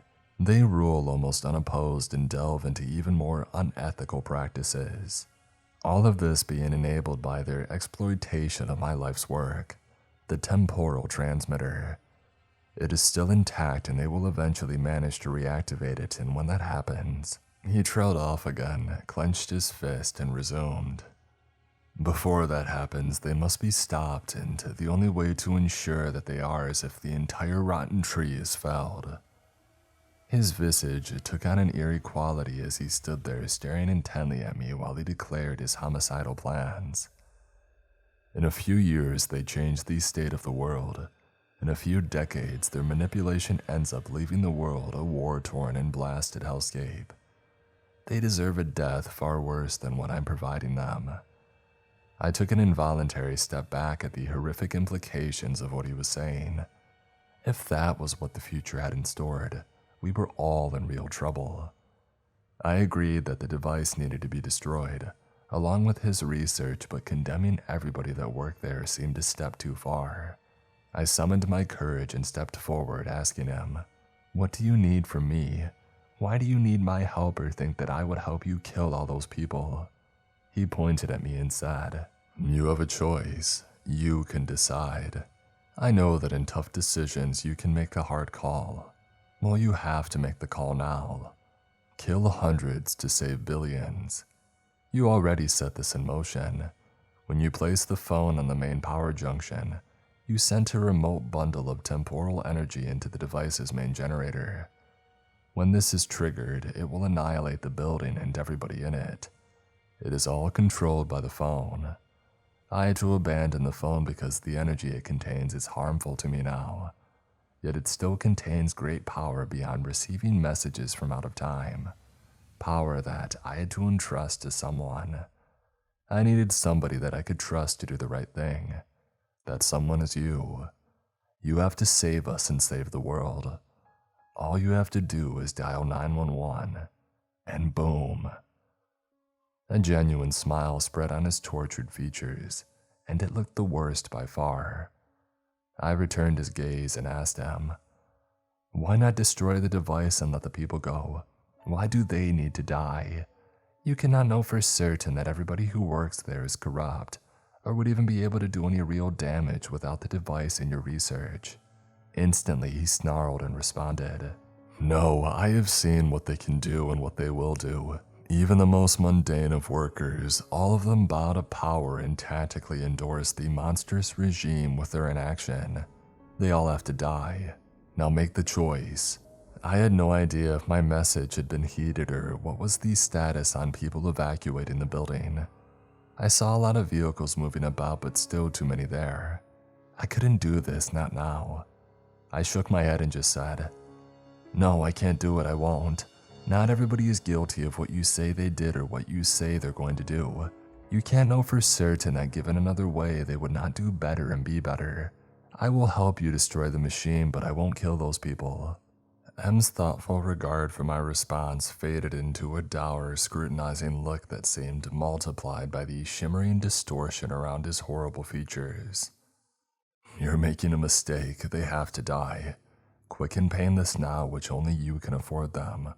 Or slow and painful later if I have to hunt them all down like I've been doing, especially for the turncoats who betrayed me and stole my work on Project Echo."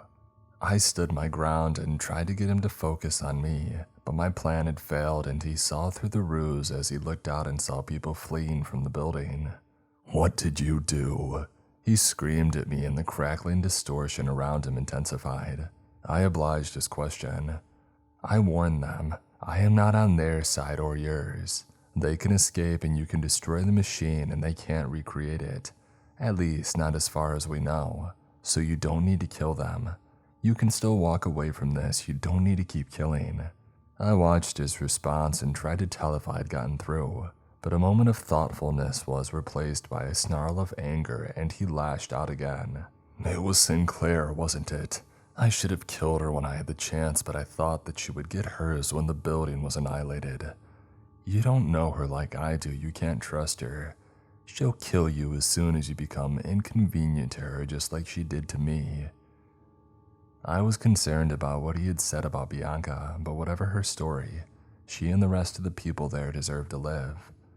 They couldn't all be killed for a crime that they hadn't even committed. I reiterated my intent. "I warned them to evacuate. I told her and she knows about you now. The other directors want you dead, but she's different. She is trying to get people out of there now. Give her time and wait and I promise that I'll help destroy the device. Just let them go." I saw immediately that he was shaking his head. "They cannot be forgiven. I know what's in their hearts and minds. I've seen their actions. People do not change like that. If they are capable of that degree of evil, it's because it's already in them. I wish that you had seen through the lies. I wish that you had put the rest of the world ahead of these liars and monsters. Now I will have to make it right. I will have to stop them permanently." He moved forward towards the ladder and I stepped in front of him. "I can't let you go after them, not anymore. I will not let you keep hunting and killing these people." M paused and looked me up and down and smiled. "Are you going to stop me from doing it? We all know how that went last time."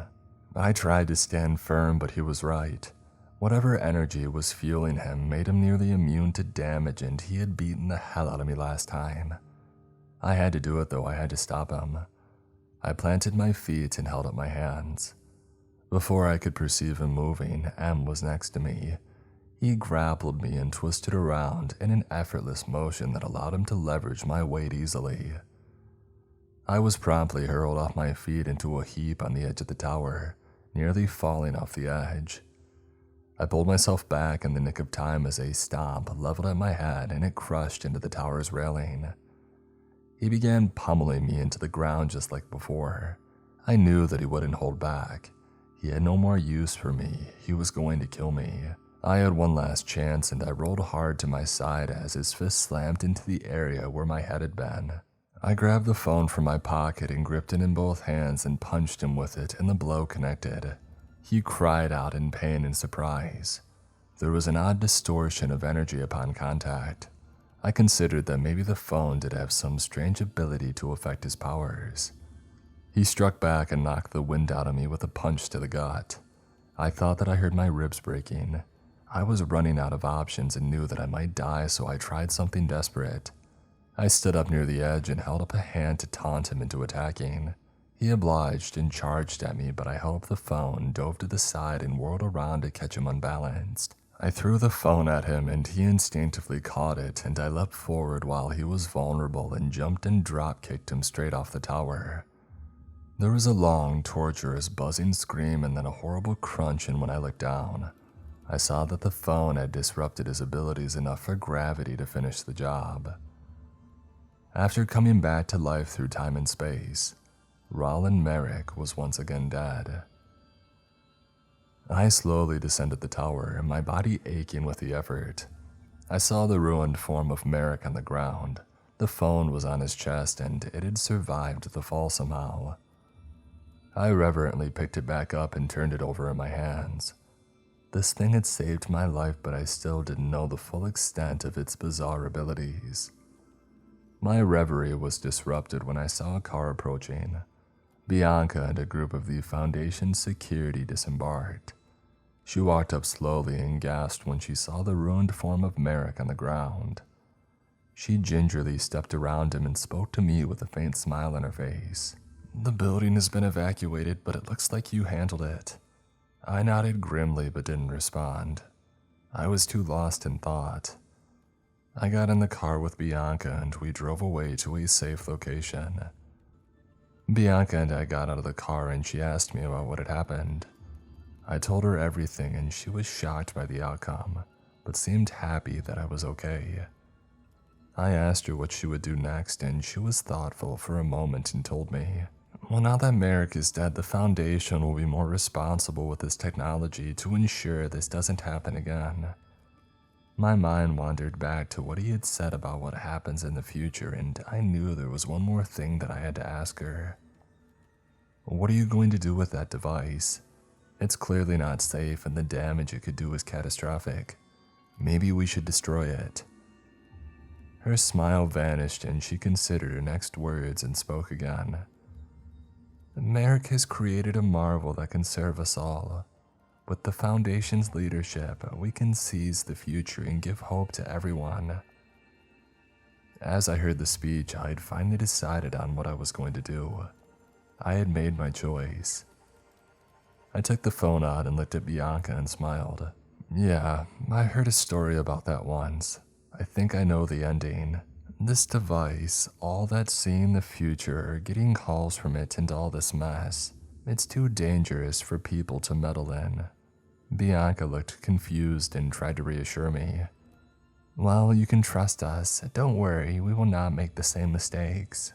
I looked back in the direction of the facility, now safely evacuated and likely waiting on the orders of Bianca and the board to resume their work. I smiled, looked down at the device in my hand, dialed 911 and hit send. There was a mushroom cloud-sized explosion visible in the car windows behind us, and it rocked the car and nearly sent us off the road. Bianca looked back, horrified at what had happened, and then looked to me with a confused and angry expression. "I know you won't.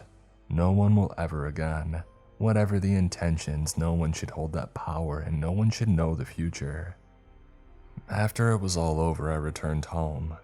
I faced no reprisal for my action against the Foundation.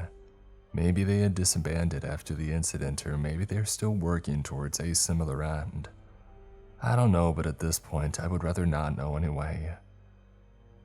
I do not receive the calls anymore on the phone. Both my original and the trans-dimensional phone are finally and truly dead. I was fired from my day job for not showing up thanks to all of my misadventures, so I'm in a tough spot now that it's over. Since I need a new job after all this madness, I figured maybe I'll get a job as a 911 dispatcher. After all, I have some experience on the job. Whatever the case, I'm glad I don't know what will happen anymore. No one should have that burden, and no one should be able to alter fate. Take care and stay safe.